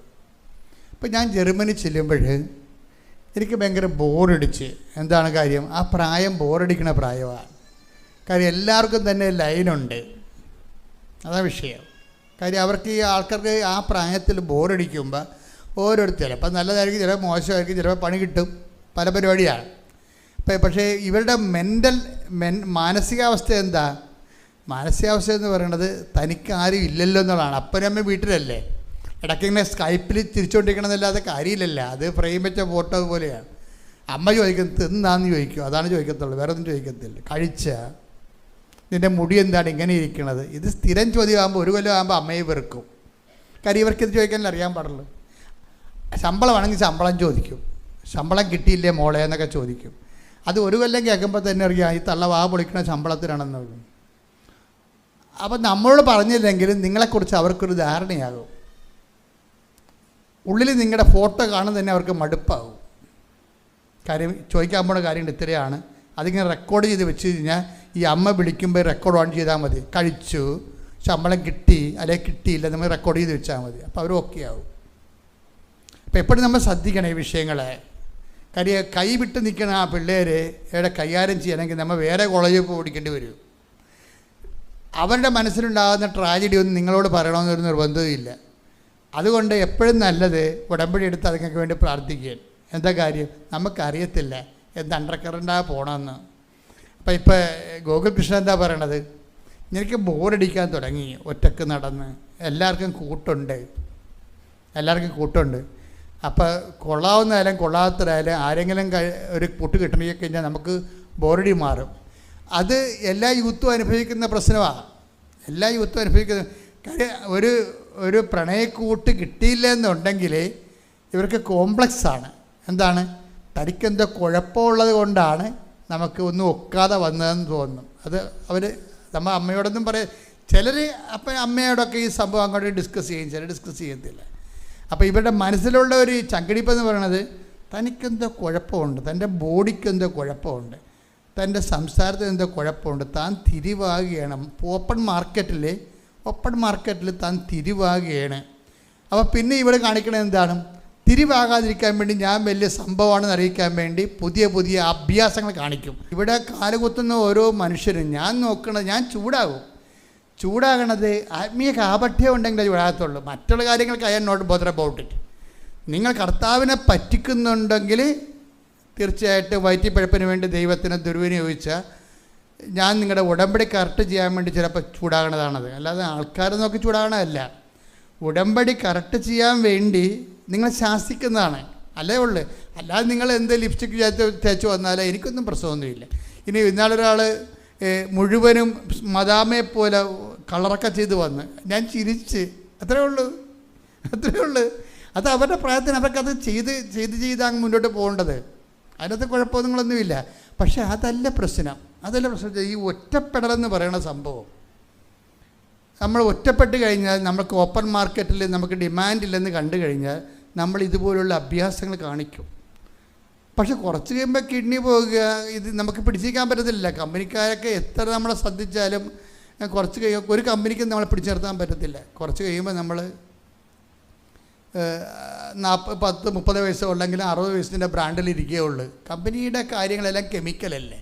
അപ്പോൾ നമുക്ക് ആ വഴിക്ക് പോയിട്ട് ചിന്തിക്കാം. അപ്പോൾ അതിനേക്കാളെല്ലാം മനസ്സിൻ്റെ കണ്ടൻറ്റ് വരണം. ഇപ്പോൾ ഇവളെ നല്ല പ്രായമാണ്. അവളെ പറയണം എനിക്കൊരു കൂട്ട് കിട്ടണമെന്ന് തോന്നിയായിരുന്നു.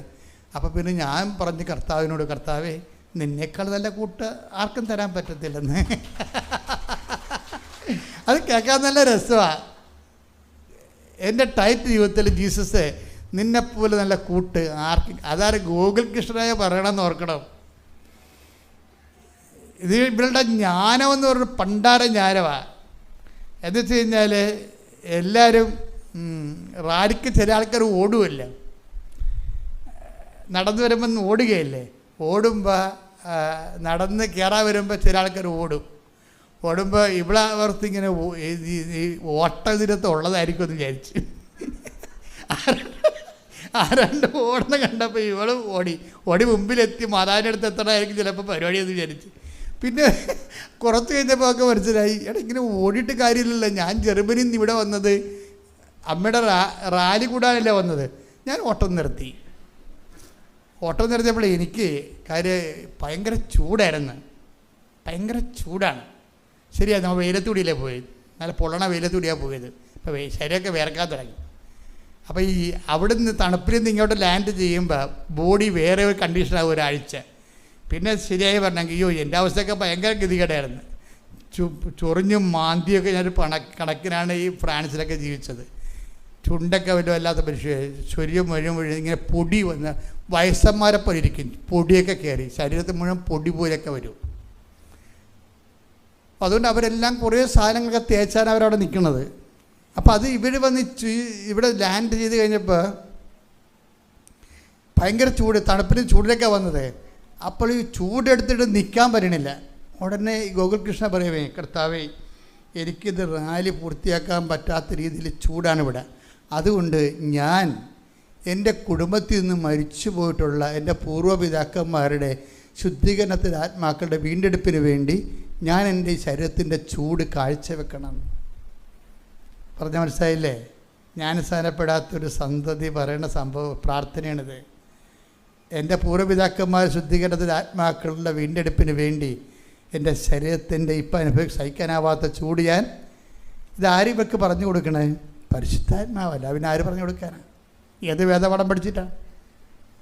ഒരു വേദപാഠവും പഠിപ്പിക്കാത്തവരെ കർത്താവ് പഠിപ്പിച്ചുകൊണ്ടിരിക്കുകയാണ്. ശ്രുതിക്കട്ടെ ഹല്ലേലൂയ. ഹല്ലേലൂയ ഹല്ലേലൂയ ഹല്ലേലൂയ ഹല്ലേലൂയ. നാളുകളിൽ എൻ്റെ ആത്മാവിനെ ഞാൻ എല്ലാവരിലും വർഷിക്കും. ഹല്ലേലൂയ ഹല്ലേലൂയ. മഹത്വം മഹത്വം ആരാധന ഹല്ലേലൂയ.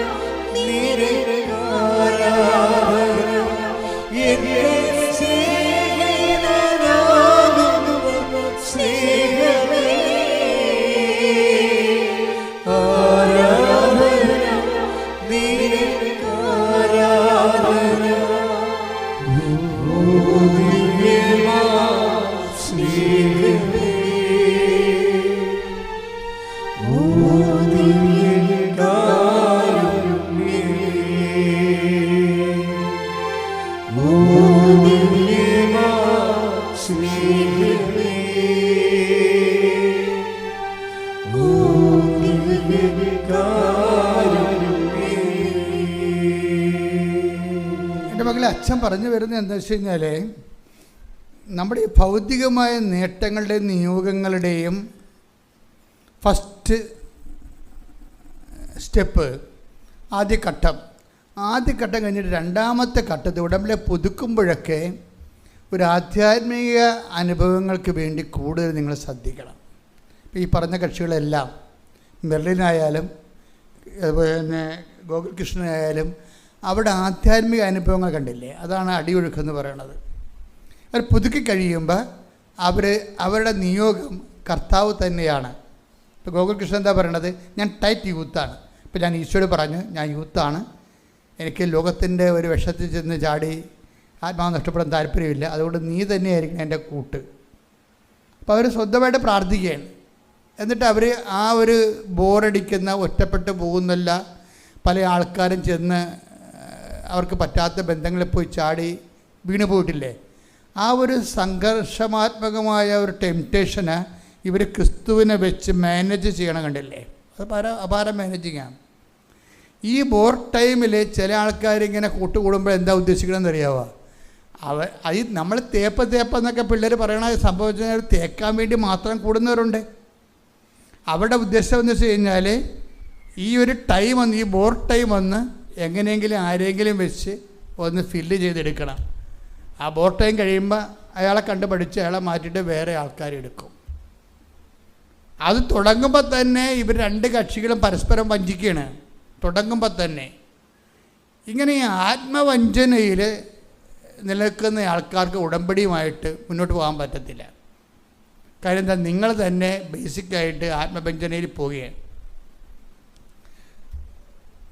അപ്പം നിങ്ങൾ പറയാം അതൊക്കെ സാരമില്ല, അതൊക്കെ ടൈം പാസ് ഒന്നും പറഞ്ഞ സാധനമില്ല. ടൈം പാസ് അല്ല ശരിക്കും സംഭവിക്കണത്. സമയം കൊല്ലാൻ വേണ്ടിയല്ല. നിങ്ങൾ ചെയ്യേണ്ടത് ഗ്രേസ് പാസ്സാണ് നടക്കുന്നത്. കൃപയാണ് നിങ്ങളെ കൊന്നുകൊണ്ടിരിക്കണത്. എന്താ കാര്യം? ഈ കാപട്യം വെച്ചുകൊണ്ട് നമുക്ക് ഉടമ്പടി മുന്നോട്ട് പോകാൻ പറ്റത്തില്ല. അപ്പം നിങ്ങൾ ചോദിക്കും ഞങ്ങൾ എന്ത് ചെയ്യും, ഞങ്ങൾ പെട്ടുപോയില്ല എന്ന് വിചാരിക്കും. നിങ്ങൾ തൽക്കാലം ചെയ്യാവുന്നത് എന്താണ്? നിങ്ങളുടെ പാസ്ബുക്ക്, നിങ്ങളുടെ ചെക്ക് ബുക്ക് കയ്യിൽ നിന്ന് പോയെന്ന് കണ്ടാൽ നമ്മൾ എന്ത് ചെയ്യും? സ്റ്റോപ്പ് പേയ്മെൻ്റ് അടിക്കും ഇല്ലേ? എൻ്റെ ചെക്ക്, ഞാൻ എഴുതിയ ചെക്ക്, ഒപ്പിട്ട ചെക്ക് എൻ്റെ കയ്യിൽ നിന്ന് പോയിട്ടുണ്ട്, അതുകൊണ്ട് ബാങ്ക് ആ ചെക്കും കൊണ്ട് വന്നാൽ പൈസ കൊടുക്കുമെന്ന് പറയും. നിങ്ങൾ പെട്ടുപോയ ബന്ധമാണെങ്കിൽ ഉടനെ സ്റ്റോപ്പ് പേയ്മെൻ്റ് അടിക്കണം. എന്താ കാര്യം? ഓക്കെ, ഇത്രയും നാൾ നമ്മളിങ്ങനെ ഒരു റിലേഷനിലായിപ്പോയി, പെട്ടിരിക്കുകയാണ്, ഇനി ഞാൻ കംപ്ലീറ്റ് സ്റ്റോപ്പ് ചെയ്യുന്നു.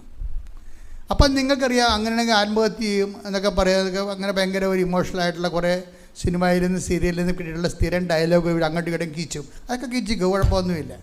പക്ഷെ അപ്പോഴും നിങ്ങൾ ശ്രദ്ധിക്കേണ്ട ഒരു കാര്യം, ദൈവം അറിയാതെ നീ വിശ്വാസിയാണെങ്കിൽ എൻ്റെ മകനെ നീ തിരിച്ചു കൊണ്ടുപോകരുത്. അതാണ് വിഷയം അതാണ്. ആ നിയോഗം നിറവേറിയില്ലെങ്കിലും, നിന്നെ ഏൽപ്പിച്ച കാര്യം നിറവേറിയില്ലെങ്കിലും, നീ നിയോഗം വെച്ച കാര്യം നിറവേറിയില്ലെങ്കിലും നീ പഴയ ജീവിത രീതിയിലേക്ക് തിരിച്ചു പോകരുത്. മനസ്സിലായില്ലേ? അത് ഒന്നിനു വായിച്ച ആ ഭാഗം, അതാണ് നമ്മുടെ ഇന്നത്തെ ക്യാപിറ്റൽ മെസ്സേജ്. ശ്രുതിക്കട്ടെ. ഹല്ലേലൂയ, ഹല്ലേലൂയ, ഹല്ലേലൂയ, ഹല്ലേലൂയ, ഹല്ലേലൂയ. യേശുവേ ആരാധന, ആരാധന, ആരാധന. യേശുവേ നന്ദി, മഹത്വം, മഹത്വം, മഹത്വം. ഹല്ലേലൂയ, ഹല്ലേലൂയ, ഹല്ലേലൂയ, ഹല്ലേലൂയ. ആരാധന, ആരാധന, യേശുവേ ആരാധന, ആരാധന, ആരാധന, യേശുവേ ആരാധന. ഉൽപ്പത്തി 24:8. എന്നാൽ ആ സ്ത്രീക്ക് നിന്നോട് കൂടെ പോരാൻ ഇഷ്ടമില്ലെങ്കിൽ എന്റെ ഈ ശബ്ദത്തിൽ നിന്ന് നീ വിമുക്തനാണ്. എന്റെ മകനെ അങ്ങോട്ട് തിരികെ കൊണ്ടുപോകരുതെന്ന് മാത്രം. ഞാൻ വിട്ടുപോകുന്ന നാട്ടെന്ന് പറയുന്നുണ്ട്. ഉടമ്പടി പ്രഖ്യാപിതമായ ഒരു വർക്ക് ചെയ്യണത് ഈ മേഖലയിലാണ്. എന്താണ്? ഞാൻ വിട്ടുപോകുന്ന നാട്ടിലേക്ക് നിങ്ങൾ തിരികെ കൊണ്ടുപോകരുത്. അപ്പം നമ്മൾ ഉടമ്പടിയിലൂടെ വിട്ടുപോകുന്ന ഒരു ജീവിത രീതിയുണ്ട്. നിങ്ങളുടെ നിയോഗം നിറവേറിയില്ല, നിങ്ങളുടെ നിയോഗം ആ രീതി നിറവേറിയില്ലെങ്കിലും നിങ്ങൾ വിട്ടുപോകുന്ന ഒരു നാടുണ്ട്, ദൈവാനുഭവമുണ്ട്. നിങ്ങൾ വിട്ടുപോകുന്ന ഒരു ലോകജീവിതമുണ്ട്, അതിലേക്ക് നിങ്ങൾ തിരികെ പോകരുത്. ഇത് നിങ്ങൾ കൃത്യമായിരിക്കാം. ഇത് എന്നെ ബോധ്യപ്പെടുത്താനല്ല, കൗൺസിലേഴ്സിനെ ബോധ്യപ്പെടുത്താനല്ല, ദൈവത്തെ ആദ്യം ബോധ്യപ്പെടുത്തണം. എന്താണ്? ഞാൻ എൻ്റെ നിയോഗം നിറവേറിയില്ലെങ്കിലും ഞാൻ തിരിച്ചു പോകത്തില്ല പഴയ മദ്യപാനത്തിലേക്ക്. അതുപോലെ തന്നെ എന്തെല്ലാം തരമാണ് ദൈവത്തിന് സത്യസന്ധമല്ലാത്ത ഒരു വിഷയത്തിലേക്ക് ഞാൻ തിരിച്ചു പോകത്തില്ല.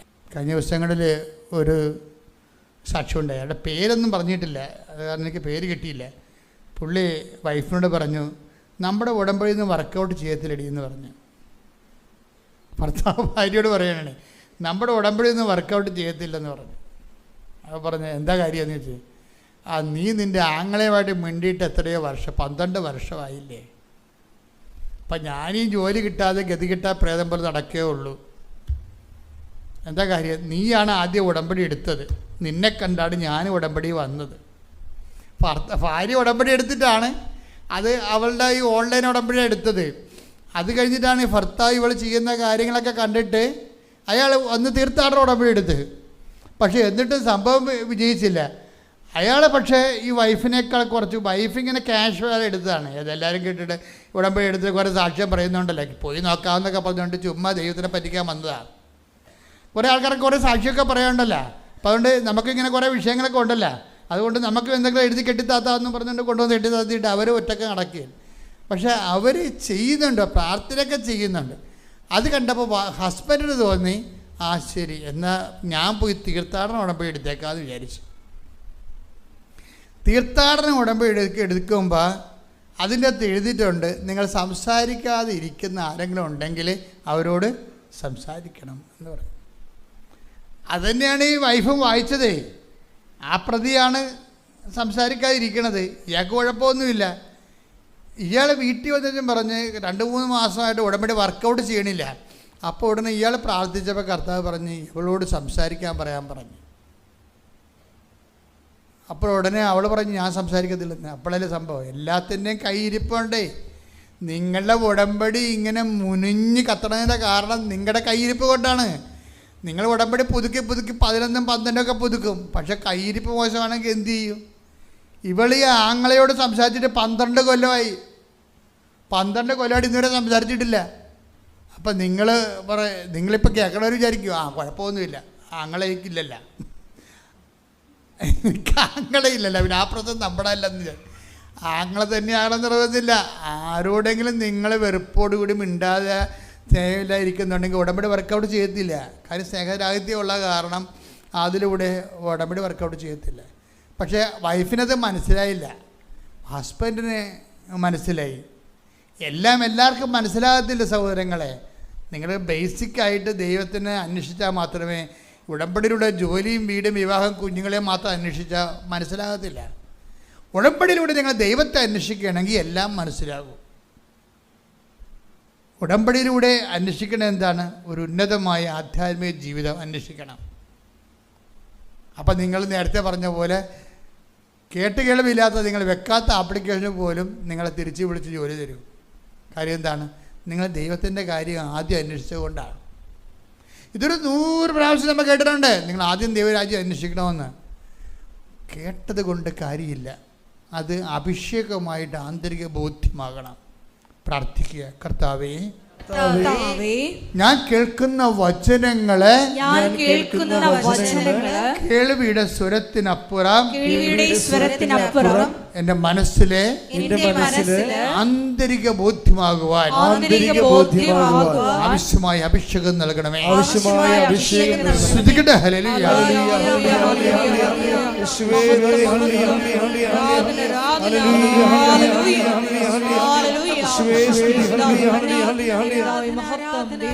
പരമദിവ്യകാരുണ്യത്തിന് ഒരുമിച്ച് പാടാം. ശ്രുതികട ഹല്ലേലൂയ. ഹല്ലേലൂയ, ഹല്ലേലൂയ, ഹല്ലേലൂയ, ഹല്ലേലൂയ.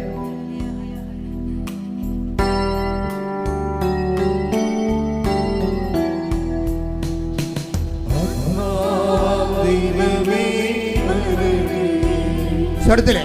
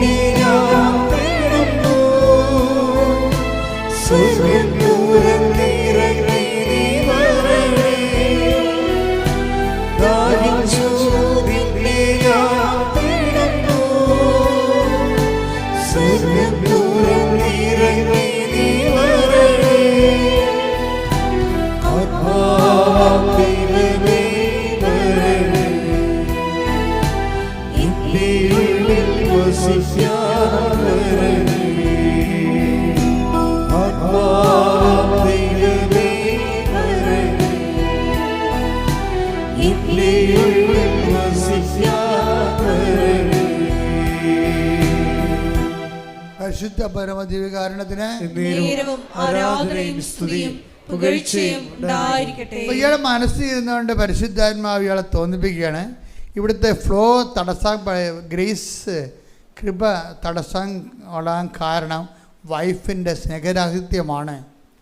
വൈഫിനോട് അയാളെ വിളിക്കാൻ പറയാൻ പറഞ്ഞു. എന്നാൽ വൈഫിനോട് പറയണ്ടേ? വൈഫിനോട് പറഞ്ഞില്ല. കാര്യം ദൈവം നമ്മോട് സംസാരിക്കണമെങ്കിൽ സംസാരിക്കാൻ പറ്റിയൊരു ഇൻഫ്രാസ്ട്രക്ചർ നമുക്ക് വേണം, ഒരു ഓപ്പൺനെസ് വേണം. നമ്മൾ ദൈവം പറഞ്ഞാൽ കേൾക്കും എന്നുള്ളതാണ് വിഷയം. ദൈവം പറഞ്ഞപ്പോൾ വൈഫ് കേൾക്കത്തില്ല. അതൊക്കെ തോന്നിയാണെന്നൊക്കെ പറഞ്ഞ് എഴുതി തള്ളിക്കളയും. പക്ഷെ അയാളെ കേട്ടു. പറഞ്ഞു നീ നമ്മെ രക്ഷപ്പെടണമെന്നാണ്, നീ അയാളെ വിളിക്കണം. അയാളെ വിളിച്ച് അയാൾ ആക്ഷേപിക്കുകയുള്ളൂ. നിങ്ങൾക്ക് വിളിക്കണേ ഞാൻ വിളിക്കാം എന്നൊക്കെ പറഞ്ഞുകൊണ്ട് ഇവിടെ കുറച്ച് നാൾ കഴിഞ്ഞപ്പോൾ കുറച്ച് ബോധമൊക്കെ വെച്ചപ്പോൾ വിളിച്ചു. പക്ഷേ ആങ്ങളെ എടുത്തില്ല, വൈഫാണ് എടുത്തത്. ആങ്ങളുടെ വൈഫ് എടുത്ത് ഫോൺ എടുത്ത് പറഞ്ഞ്, അപ്പോൾ ഇവൾ പറഞ്ഞ് ആങ്ങളൊക്കെ ഒന്ന് കൊടുക്കാൻ പറഞ്ഞു. അപ്പോൾ ഇവർ തമ്മിൽ സ്വരച്ചേർച്ച ഇല്ലാത്ത കാരണം ആങ്ങളുടെ വൈഫ് പറഞ്ഞു അയാൾ ബിസിയാണെന്ന് പറഞ്ഞു. കൊടുത്തില്ല. പക്ഷെ ഇത് അതുടനെ ഈ വൈഫ് ഇയാളോട് പറഞ്ഞു അവർ കൊടുക്കണില്ല എന്ന് പറഞ്ഞു. അപ്പോൾ ഇയാൾ വൈഫിനോട് പറഞ്ഞു നമ്മളെ സംബന്ധിച്ചിടത്തോളം കമ്മിറ്റ്മെൻറ്റ് ഓവറായി, ഇനിയിപ്പോൾ അയാൾ എടുത്താലും കൊള്ളാം എടുത്തില്ലെങ്കിലും കൊള്ളാം, ഒരു കുഴപ്പമില്ല. എന്താ കാര്യം? കർത്താവ് പറഞ്ഞ കാര്യം നമ്മൾ ചെയ്തു. അവരെ ഇല്ലാത്ത എടുക്കാത്ത കാര്യം അവരുടെ കാര്യമാണ്. അതാണ് നിലപാട്, അതാണ് ഉപദേശം, അതാണ് കാറ്റക്കിസം എന്ന് പറയണത്. ആ വിഷയത്തിൽ എന്തൊരു പ്രബുദ്ധനായ ഒരു മനുഷ്യനാണെന്നൊക്കെ. അപ്പം അത് സെക്കൻഡ് പറഞ്ഞ് കഴിഞ്ഞ് കുറച്ച് കഴിഞ്ഞപ്പോൾ തന്നെ ഇയാൾക്ക് ജോലിയായി. 8 മാസം പെൻഡിങ്ങിൽ കിടന്ന സാധനമാണ്. നിങ്ങൾ സാക്ഷ്യങ്ങൾ കേൾക്കണം എന്തിനാണെന്ന് അറിയാവോ? ഇതുപോലെ ഒരു പ്രതിസന്ധി വരുമ്പോൾ നിങ്ങൾക്ക് പരിഹരിക്കാനാവാവുന്ന പ്രശ്നങ്ങളുടെ എവിടെയാണ് അതിൻ്റെ കുഴപ്പങ്ങളെന്ന് നോക്കിയിട്ട് റിപ്പയർ ചെയ്യാൻ വേണ്ടിയാണ് അച്ഛൻ ഓരോ കേസ് സ്റ്റഡി പറയണത്. അല്ല നിങ്ങളെ ആക്ഷേപിക്കാനോ നിങ്ങളെ പ്രകോപിപ്പിക്കാനോ സങ്കടപ്പെടുത്താനല്ല. ഇതൊന്ന് വെച്ച് നോക്കൂ. ഇപ്പം കന്നഡ മാറ്റി വെക്കത്തില്ലേ ആൾക്കാർ? നമ്മൾ കന്നഡ കടയിൽ ചെല്ലുമ്പോൾ എന്നെ ഈ ജോമോളും മനോജും കൂടി പറ്റിച്ചിരിക്കുകയാണ്. എൻ്റെ കന്നഡ ഒരു സ്വർണ്ണമല്ല മറ്റേ. ഇപ്പം മൂക്ക് കറക്കാൻ തുടങ്ങി. അപ്പം നിങ്ങളാണ് എൻ്റെ കൂടെ ഉള്ളത്. ഞാൻ പറഞ്ഞു മൂക്ക് കറക്കണമല്ല എന്ന് പറഞ്ഞു. അപ്പോൾ മനോജ് പോയി കണ്ടുപിടിച്ചതാണ് ഈ കറുത്ത കന്നഡ. ഇപ്പം ഞാൻ മുമ്പത്തേക്കാൾ വയസ്സനായല്ല എന്ന് ഓർത്ത്. ഇവർ പറഞ്ഞു മുമ്പത്തേക്കാൾ ചെറുപ്പമായത്, എന്തും ആയിക്കോട്ടെ. അപ്പോൾ നമ്മൾ കന്നഡക്കട ചെല്ലുമ്പോൾ നമ്മുടെ കണ്ണിന് അവർ ഓരോരോ ലെൻസ് തരും. അപ്പം നമുക്ക് എല്ലാ ലെൻസും നമ്മൾ എടുക്കത്തില്ല, നമുക്ക് പറ്റണ ലെൻസ് മാത്രമേ നമ്മൾ എടുക്കത്തുള്ളൂ. അപ്പം ഞാൻ നിങ്ങൾക്ക് ഓരോ ലെൻസ് തന്നുകൊണ്ടിരിക്കുകയാണ്. നിങ്ങളുടെ വിഷയം ഇതാണെങ്കിൽ മക്കൾ ഇങ്ങനെ സെറ്റ് ചെയ്യാൻ പറയും. അതാണ് ഞാൻ ഉദ്ദേശിക്കുന്നത്. അല്ല നിങ്ങളെ ആക്ഷേപിക്കാനോ കളിയാക്കാനൊന്നുമല്ല ഉദ്ദേശിക്കുന്നത്. ഇത് നിങ്ങളുടെ പ്രശ്നം ഇതാണെങ്കിൽ മക്കൾ ഇത് പോയി സെറ്റ് ചെയ്യാൻ പറയും. നമ്മുടെ കേസ് സ്റ്റഡിയാണ്, നമ്മുടെ ഓരോ സാക്ഷ്യവും കേസ് സ്റ്റഡിയാണ്. ഇപ്പോൾ എന്തുകൊണ്ടാണ്? അതായത് വചനമെന്ന് പറയണത് ഒരു വല്ലാത്ത ഒരു സംഭവമല്ലേ. വചനത്തോട് വലിയ ഒരു പ്രണയബന്ധം ഉണ്ടാകണം വചനത്തോട്. അപ്പം നിങ്ങൾക്ക് ദൈവം നിങ്ങളുടെ കൂടെയുള്ള പോലെ നിങ്ങൾക്ക് ഫീൽ ചെയ്യും. നീ നടക്കേണ്ട വഴി നിൻ്റെ മുഖത്തൊക്കെ ഉപദേശിക്കും. ഞാൻ നിങ്ങളോട് പറഞ്ഞില്ലേ, ചില സമയത്തെങ്കിലും നെടുമ്പാശ്ശേരി നമ്മൾ കാര്യം പറയുമ്പോൾ അച്ഛൻ എന്താ പറഞ്ഞത്? ഒത്തിരി പേര് വന്ന് കൊണ്ടുവന്നാക്കാനും വരുമ്പോൾ തിരിച്ച് കൊണ്ടുപോകാനും ഒത്തിരി പേര്. ഏതെങ്കിലും ഒരു കാലത്ത് നമ്മൾക്ക് ആരും കൊണ്ടുവന്നാക്കാൻ ഉണ്ടാകാത്തൊരു സമയമുണ്ട്. ആരും കൊണ്ടുപോകാനും ഒരു സമയമില്ല. ഒറ്റക്ക് വരണം, ഒറ്റക്ക് പോകണം. എന്നാൽ പിന്നെ എന്തുകൊണ്ട് ഇന്ന് അത് ആയിക്കൂടാ? എന്തെങ്കിലും നമ്മളിത് ഫേസ് ചെയ്യേണ്ടി വരും. എന്നിട്ട് വീട്ടിൽ പോയി ആൾക്കാരെ തല്ലിക്കൊള്ളണമെന്നല്ല ഞാൻ പറയണത്.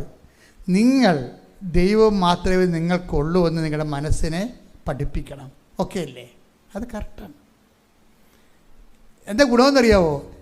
അടി കിട്ടിയതിന് ശേഷം അയ്യോ എൻ്റെ കർത്താവേ എനിക്ക് തെറ്റിപ്പോയി, ഞാൻ പഴയ കാലങ്ങളിൽ എനിക്ക് എല്ലാവരും ഉണ്ടെന്ന് വിചാരിച്ചു, എന്നിട്ട് ഞാൻ നിന്നെ ഉപേക്ഷിച്ചു എന്നൊക്കെ പറഞ്ഞ് കരഞ്ഞു കൂപ്പി കാറിയിട്ട് കാര്യമൊന്നുമില്ല. മറിച്ച് എന്താ, ഇന്ന് തന്നെ മനസ്സിനെ പഠിപ്പിക്കണം. എന്താണ്? മത്തായി 24:25 വായിച്ചോളൂ. ശ്രുതിയുടെ ഹല്ലേലൂയ.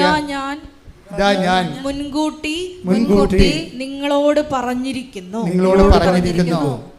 അതാണ് മുൻകൂട്ടി ഓരോ കാര്യം കർത്താവ് നമ്മളോട് പറഞ്ഞിട്ടുണ്ട്. അതെന്തിനാണ്? ആ സമയമാകുമ്പോൾ നമ്മൾ പിടച്ചിലുണ്ടാകാതിരിക്കാൻ വേണ്ടിയാണ്. ഇതുപോലെ തന്നെ ആദ്യമേ നമ്മൾ ഈശോ പറഞ്ഞു I will be with U unto the last. കാലത്തിൻ്റെ അവസാനം വരെ 2 സ്ഥലത്തിന് ഗ്യാരണ്ടി ചെയ്തുകൊണ്ടാണ് വചനം പറയുന്നത്. ഇപ്പോൾ വചനത്തിൻ്റെ പ്രശ്നം എന്ന് പറഞ്ഞാൽ വചനം ജീവിതം തന്നെയാണ്. നമ്മുടെ ഇൻസിഡൻ്റ് ആൻഡ് ഈവൻ്റ് സംഭവിക്കുന്നത് എവിടെയാണ്? ഈവൻ്റ് എന്ന് പറഞ്ഞാൽ എന്താണ്? സംഭവം. ഒരു സംഭവം നടക്കുന്നത് എവിടെയാണ്? ടൈം ആൻഡ് സ്പേസിലാണ് നടക്കുന്നത്, അല്ലേ? ഇപ്പം നിങ്ങൾ ധ്യാനം കൂടുന്നു, എവിടെ കൂടുന്നു? എൻ്റെ സ്പേസ് എന്താണ്? കൃപാസനത്തിൽ. ടൈം എന്താണ്? നവംബർ 2-ാം തീയതി പരിതാത്മക്കളുടെ ദിവസം, അതാണ് ടൈം. അപ്പോൾ എല്ലാ സംഭവത്തിനും സ്പേസിനും ടൈമുണ്ട്. ഇതുപോലെ നമ്മുടെ ജീവിതത്തിൽ എല്ലാത്തിനും സ്പേസും ടൈമുണ്ട്. ദൈവം എന്ത് ചെയ്യും? ടൈമും ഗ്യാരണ്ടി ചെയ്യും, സ്പേസും ഗ്യാരണ്ടി ചെയ്യും. എന്തുകൊണ്ട്? തൻ്റെ സാന്നിധ്യം കൊണ്ട്. പഴയ നിയമത്തിൽ നമ്മുടെ സ്പേസാണ് ഗ്യാരണ്ടി ചെയ്യണത്. I will come with you wherever you go. Where time സ്പേസാണത് അല്ലേ? നീ പോകുന്ന ഇടത്ത് എല്ലാം ഇടം സ്ഥലം.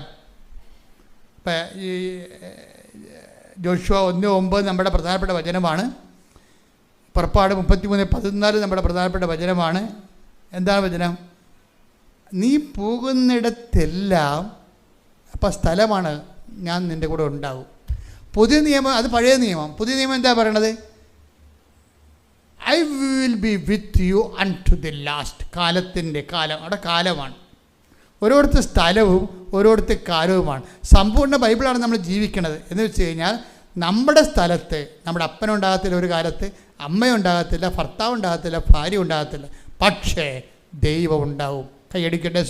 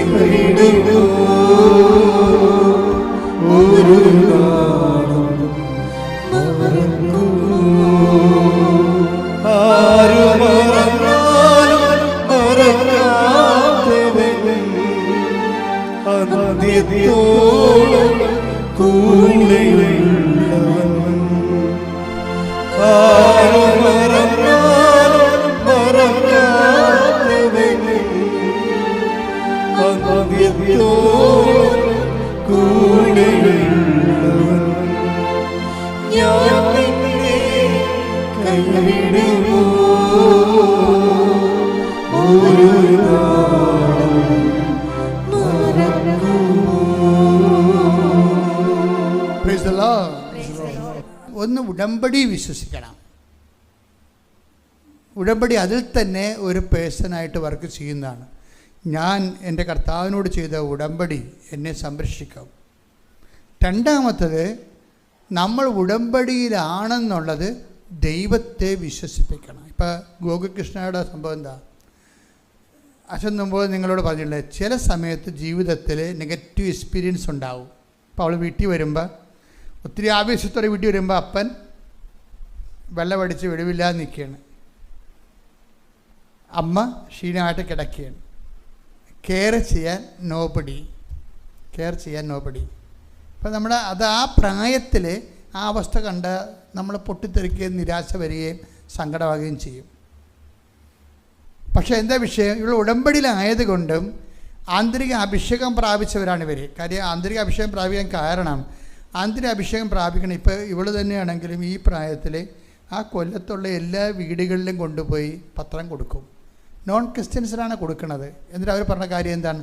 ക്രിസ്തു എൻ്റെ നാമത്തെ വിശ്വസിച്ചുകൊണ്ട് നിങ്ങൾ വീണ്ടെടുക്കുന്നതിന് വേണ്ടിയാണ് ഞാൻ നിങ്ങൾക്ക് തരണത്. ഇതാണ് സംഭവം. ഇത് കേൾക്കണ ക്രിസ്തുവിൻ്റെ അവസ്ഥ എന്തായിരിക്കും? ഓരോരുത്തർക്കും ഈ പത്രം കൊടുത്തിട്ട് ഇവിടെ പറഞ്ഞത് എന്താണ്? ക്രിസ്തുവിൻ്റെ നാമം നിങ്ങൾ വിശ്വസിച്ച് വീണ്ടെടുക്കപ്പെടുന്നതിന് വേണ്ടിയാണ് ഞാൻ നിങ്ങൾക്കിത് തരണത് എന്ന് പറയുമ്പോൾ, അത് കേൾക്കുന്ന ആ വീട്ടുകാരുടെ അവസ്ഥയല്ല, അത് കേൾക്കണ ക്രിസ്തുവിൻ്റെ അവസ്ഥ നോക്കണം. അപ്പോൾ ക്രിസ്തു അവരിൽ വിശ്വസിക്കുന്നു. ഒരിക്കൽ ഇവൾ അമ്മയോട് ചോദിക്കുകയെ, അവളുടെ അമ്മയല്ല, എപ്പോഴും അവളുടെ അമ്മ ഈ പരിശുദ്ധ അമ്മയോട് എപ്പോഴും ഗൗകുൽകൃഷ്ണ ചോദിക്കുന്ന ഒരു ചോദ്യമുണ്ട്. എങ്ങനെയാണ് അമ്മ കുരിശിൻ്റെ ചുവട്ടിൽ നിന്നതെന്ന് ചോദിക്കും. എങ്ങനെയാണ് അമ്മ? സ്വന്തം മകനല്ലേ, സ്വന്തം മകൻ ഇങ്ങനെ നഗ്നനായി ഇങ്ങനെ ക്രൂശിക്കപ്പെട്ടിട്ട് അതിന് ചുവട്ടിൽ അമ്മ എങ്ങനെ നിന്നു എന്നെപ്പോഴും ഇവിടെ അമ്മയോട് ചോദിക്കും. പിന്നീട് ഒരു ദിവസം ഇവൾക്ക് തന്നെ ചില നമുക്ക് ദൈവം ചെയ്യുന്നറിയാമോ? ദൈവം നമ്മൾ ട്യൂഷൻ ക്ലാസ്സിൽ പറഞ്ഞ പോലെ ചില പരീക്ഷയ്ക്ക് വേണ്ടി ക്വസ്റ്റ്യൻ ബാങ്ക് പറയത്തില്ലേ, നമ്മളൊരു ക്വസ്റ്റ്യൻ സാറ് പറയും, അതിൻ്റെ ഉത്തരവും പറയും. അങ്ങനെ ദൈവം ചെയ്യത്തില്ല. ദൈവത്തോടൊരു ചോദ്യം ചോദിച്ചാൽ ആ കറസ്പോണ്ടിങ് അനുഭവത്തിലൂടെ ദൈവം നമ്മളോട് കൊണ്ടുപോകും. അപ്പോഴേ ഈ വീട്ടിൽ അമ്മ കിടപ്പാകുകയും അപ്പനിങ്ങനെ ഡ്രങ്കാർഡായിട്ട് നിൽക്കുകയും ഇവൾ ഓഫായി മാറുകയും ഇവൾ 5 ദിവസത്തൊക്കെ 10 ദിവസത്തൊക്കെ വന്നിട്ട് ഇവളുടെ കാര്യം തിരക്കാൻ ആർക്കും പറ്റാതിരിക്കുകയും ഇവളിങ്ങനെ ലെഫ്റ്റ് ആയിപ്പോകണം ചെയ്യുന്ന സമയത്ത് ഇവളെങ്ങനെ നയിക്കപ്പെട്ടു എന്ന് പറയുന്നത് പരിശുദ്ധാത്മാവിലാണ് പിടിച്ചു നിൽക്കണത്. അപ്പോഴെനിക്ക് മനസ്സിലായി, ഞാൻ എങ്ങനെ പിടിച്ചു നിന്നത് എനിക്ക് മനസ്സിലായി. അതുപോലെ തന്നെയായിരിക്കും അമ്മ കുരിശിൻ്റെ ചുവട്ടിൽ പിടിച്ചു നിന്നത്. കണ്ട, അവർ തന്നെ ചോദ്യം ഉണ്ടാക്കി. ആ ചോദ്യം ഉന്നയിച്ച കർത്താവ് തന്നെ അവരെ ആ സെയിം സിറ്റുവേഷനോട് യോജിക്കുന്ന വിഷയത്തെ കൊണ്ടുപോയിക്കൊണ്ട് ദൈവം അവരെല്ലാവരും ദൈവത്തിൻ്റെ മെയിൻ ജോലി എന്താണെന്ന് ചോദിച്ചു കഴിഞ്ഞാൽ എന്താണ്? 6:45 യോഹന്നാൻ്റെ സുവിശേഷം. അവരെല്ലാവരും ദൈവത്താൽ പഠിപ്പിക്കപ്പെടും. Take the word of God. ശ്രുതികട്ടെ ഹല്ലേലൂയ. യോഹന്നാൻ 6:45. അവരെല്ലാവരും ദൈവത്താൽ പഠിപ്പിക്കപ്പെട്ടവരാകുമെന്ന് പ്രവാചക ഗ്രന്ഥങ്ങളിൽ എഴുതപ്പെട്ടിരിക്കുന്നു. അപ്പോൾ ഒരു സാധനം വേസ്റ്റായിട്ട് സംഭവിക്കണതല്ല, കാഷ്വലായിട്ട് സംഭവിക്കണതല്ല, ആക്സിഡൻ്റലായിട്ട് സംഭവിക്കണതല്ല. എല്ലാം വളരെ മോണിറ്ററിങ് ചെയ്യുന്നുണ്ട്. നിൻ്റെ ജീവിതത്തിൽ സംഭവിക്കുന്ന ഓരോ വിഷയങ്ങളിലും നീ ക്രിസ്തുവിനെ കക്ഷിയാക്കി കഴിയുമ്പോൾ അതെന്ത് സംഭവിച്ചു, എന്തിന് സംഭവിച്ചു, അതുകൊണ്ട് ദൈവം നിന്നെ എന്താണ് പഠിപ്പിക്കുന്നത് എന്ന് മനസ്സിലാകും. ഓരോ പാഠങ്ങൾ പഠിച്ചാണ് നമ്മൾ ക്രിസ്തുവിൽ വളർന്ന് പോണത്. പ്രാർത്ഥിക്കുക. കർത്താവേ, അങ്ങ് എനിക്ക് നൽകുന്ന അനുഭവ പാഠങ്ങളുടെ അന്തസത്തകള് മനസ്സിലാക്കാൻ ആത്മജ്ഞാനം നൽകി എന്നെ അനുഗ്രഹിക്കണമേ. ശ്രുതികട ഹല്ലേലൂയ.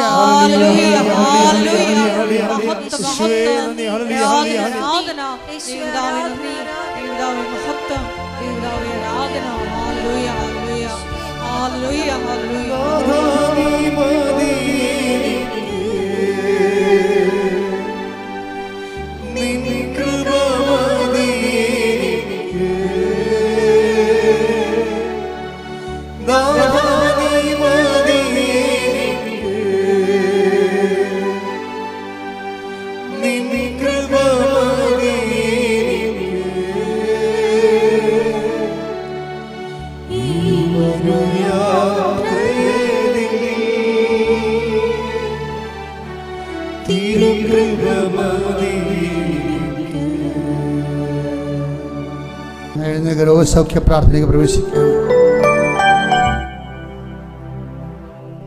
ഓൺലൈനിലുള്ളൊരു പ്രത്യേകം ശ്രദ്ധിക്കുക. അച്ഛനോട് ചേർന്ന് പ്രാർത്ഥിക്കുക. കർത്താവായ ദൈവമേ, ഈ നിമിഷം മുഴുവൻ ദൈവവചനത്തിലൂടെ എന്നെ നയിച്ചതിന് ഞാൻ നന്ദി പറയുന്നു. എൻ്റെ കർത്താവേ, ഞങ്ങൾ ഉടമ്പടിയിൽ വെച്ചിരിക്കുന്ന ഓരോ വിഷയത്തിലും അങ്ങയുടെ സഹായം ലഭിക്കുന്നതിനായി ഞങ്ങൾ ഈ ആരാധനയിൽ പങ്കെടുത്ത് പ്രാർത്ഥിക്കുന്നു. കർത്താവേ, ഞങ്ങളുടെ കഴിവ് കൊണ്ടല്ല, അങ്ങയുടെ കൃപയാൽ ഞങ്ങളുടെ സങ്കടങ്ങളെ, ഭാരങ്ങളെ, രോഗങ്ങളെ, ജീവിത പ്രതിസന്ധികളെ, പ്രശ്നങ്ങളെ പരിഹരിക്കുന്നതിനായി അങ്ങ് പറഞ്ഞതുപോലെ ചെയ്ത് ജീവിച്ചുകൊണ്ട്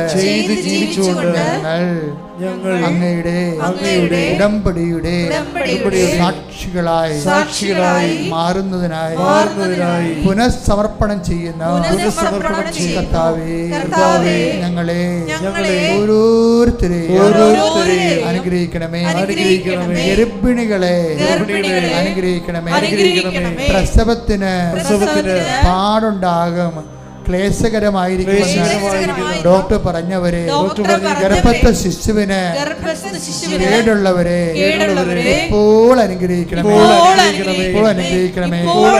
വിവാഹം ഒത്തുവരാത്തവരെ, മക്കൾ ഇല്ലാത്തവരെ, ഭവനരഹിതരെ, ജോലിയും വേലയും കൂലിയുമില്ലാതെ അനുദിന ജീവിതത്തിന് കഷ്ടപ്പെടുന്നവരെ ഏറ്റെടുക്കണമേ. കർത്താവേ, വിസ പ്രോസസ്സിംഗിനായി വിസ പുതുക്കുന്നതിനായി വിഷമിക്കുന്നവർക്ക് അങ്ങ് സഹായം നൽകണമേ.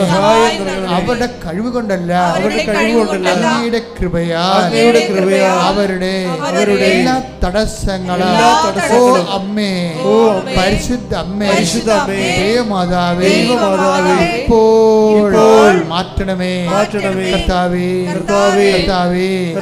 പലതരത്തിലുള്ള സാമ്പത്തിക ഭാരങ്ങള്, ജീവിത ഭാരങ്ങള്, ജീവിത തടസ്സങ്ങള്, സമാധാനമില്ലാത്ത അവസ്ഥകള് യേശു ക്രിസ്തുവിന്റെ ഉന്നതമായ നാമത്തിൽ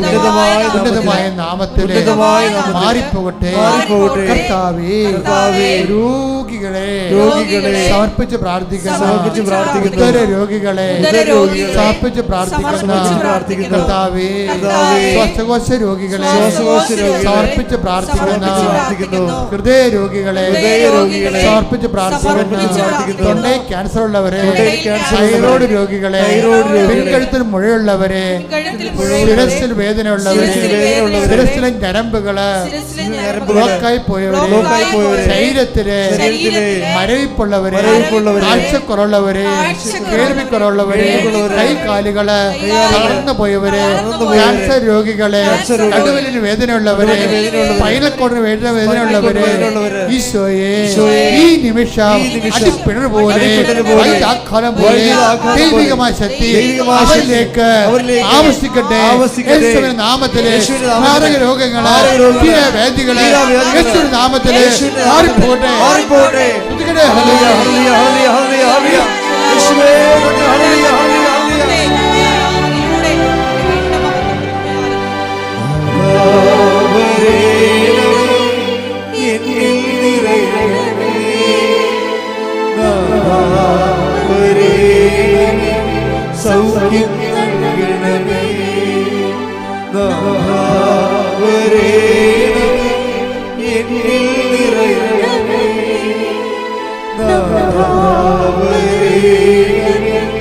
സൗഖ്യം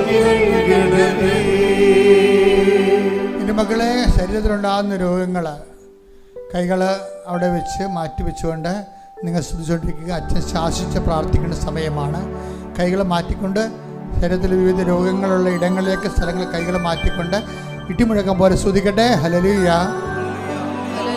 എൻ്റെ കർത്താവിൻ്റെ ഉന്നതമായ നാമത്തിലെ സഭയുടെ അധികാരത്തിലെ ദൈവത്തിൻ്റെ ശക്തിയാൽ 39 വർഷം ഞാൻ അർപ്പിച്ച കൃപാന്റെ യോഗ്യതയാൽ കൃപാസ്ഥാനത്താറെ ജീവനോടെ പ്രത്യക്ഷപ്പെട്ട പരിശുദ്ധയുടെ മാധ്യസ്ഥത്തിൽ ഈ അൾത്താരയിൽ നടന്ന 10,000-കണക്കിന് ആരാധന ശക്തിയാൽ നമ്മൾ കഴിഞ്ഞ ദിവസങ്ങൾ നടത്തിയ ലക്ഷക്കണക്കിന് ജപമാലയുടെ ശക്തിയാൽ മാരക രോഗങ്ങൾ, തീരാവേദികൾ, ജീവിത ദുരിതങ്ങൾ, നീ ദൈവപൈതരെ ഇന്നനുഭവിക്കുന്ന എല്ലാവിധ ഭൗതികവും ആത്മീയവുമായ ജീവിത ദുരിതങ്ങൾ, തടസ്സങ്ങൾ, രോഗങ്ങൾ യേശു ക്രിസ്തുവിന്റെ നാമത്തിൽ മാറിപ്പോകട്ടെ.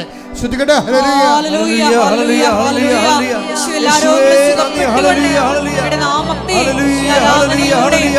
വീണ്ടും മഹത്വപ്പെടുത്തണമേ.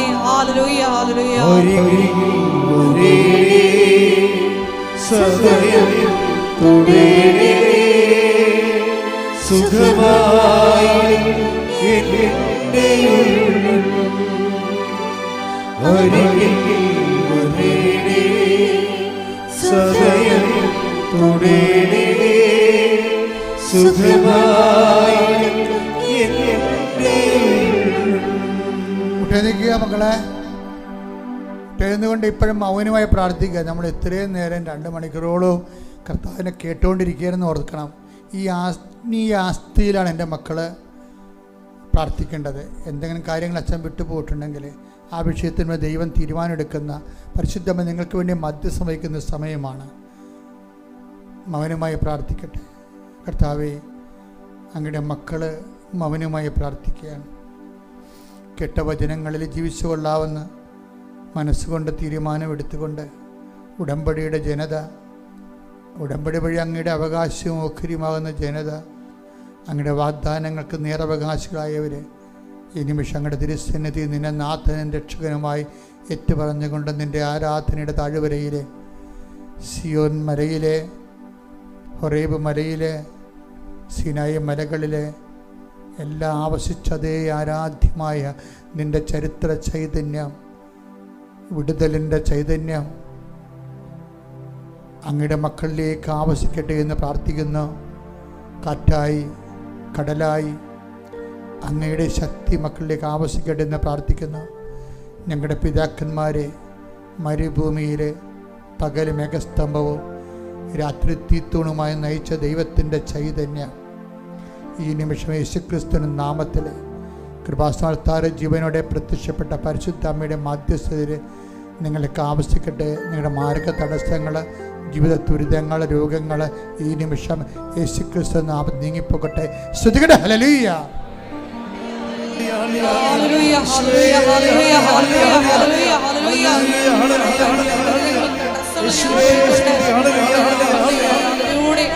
വീണ്ടും മഹത്വപ്പെടുത്തണമേ. Hallelujah, hallelujah.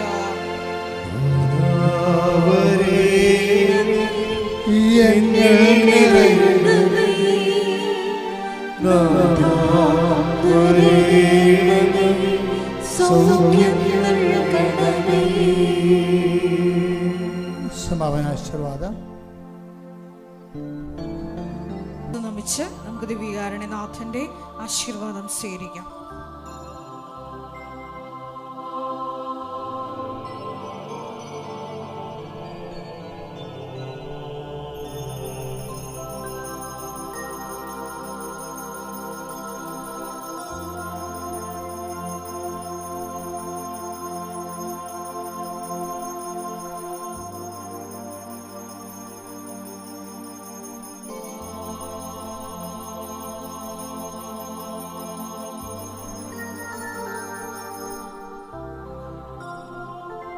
പരിശുദ്ധ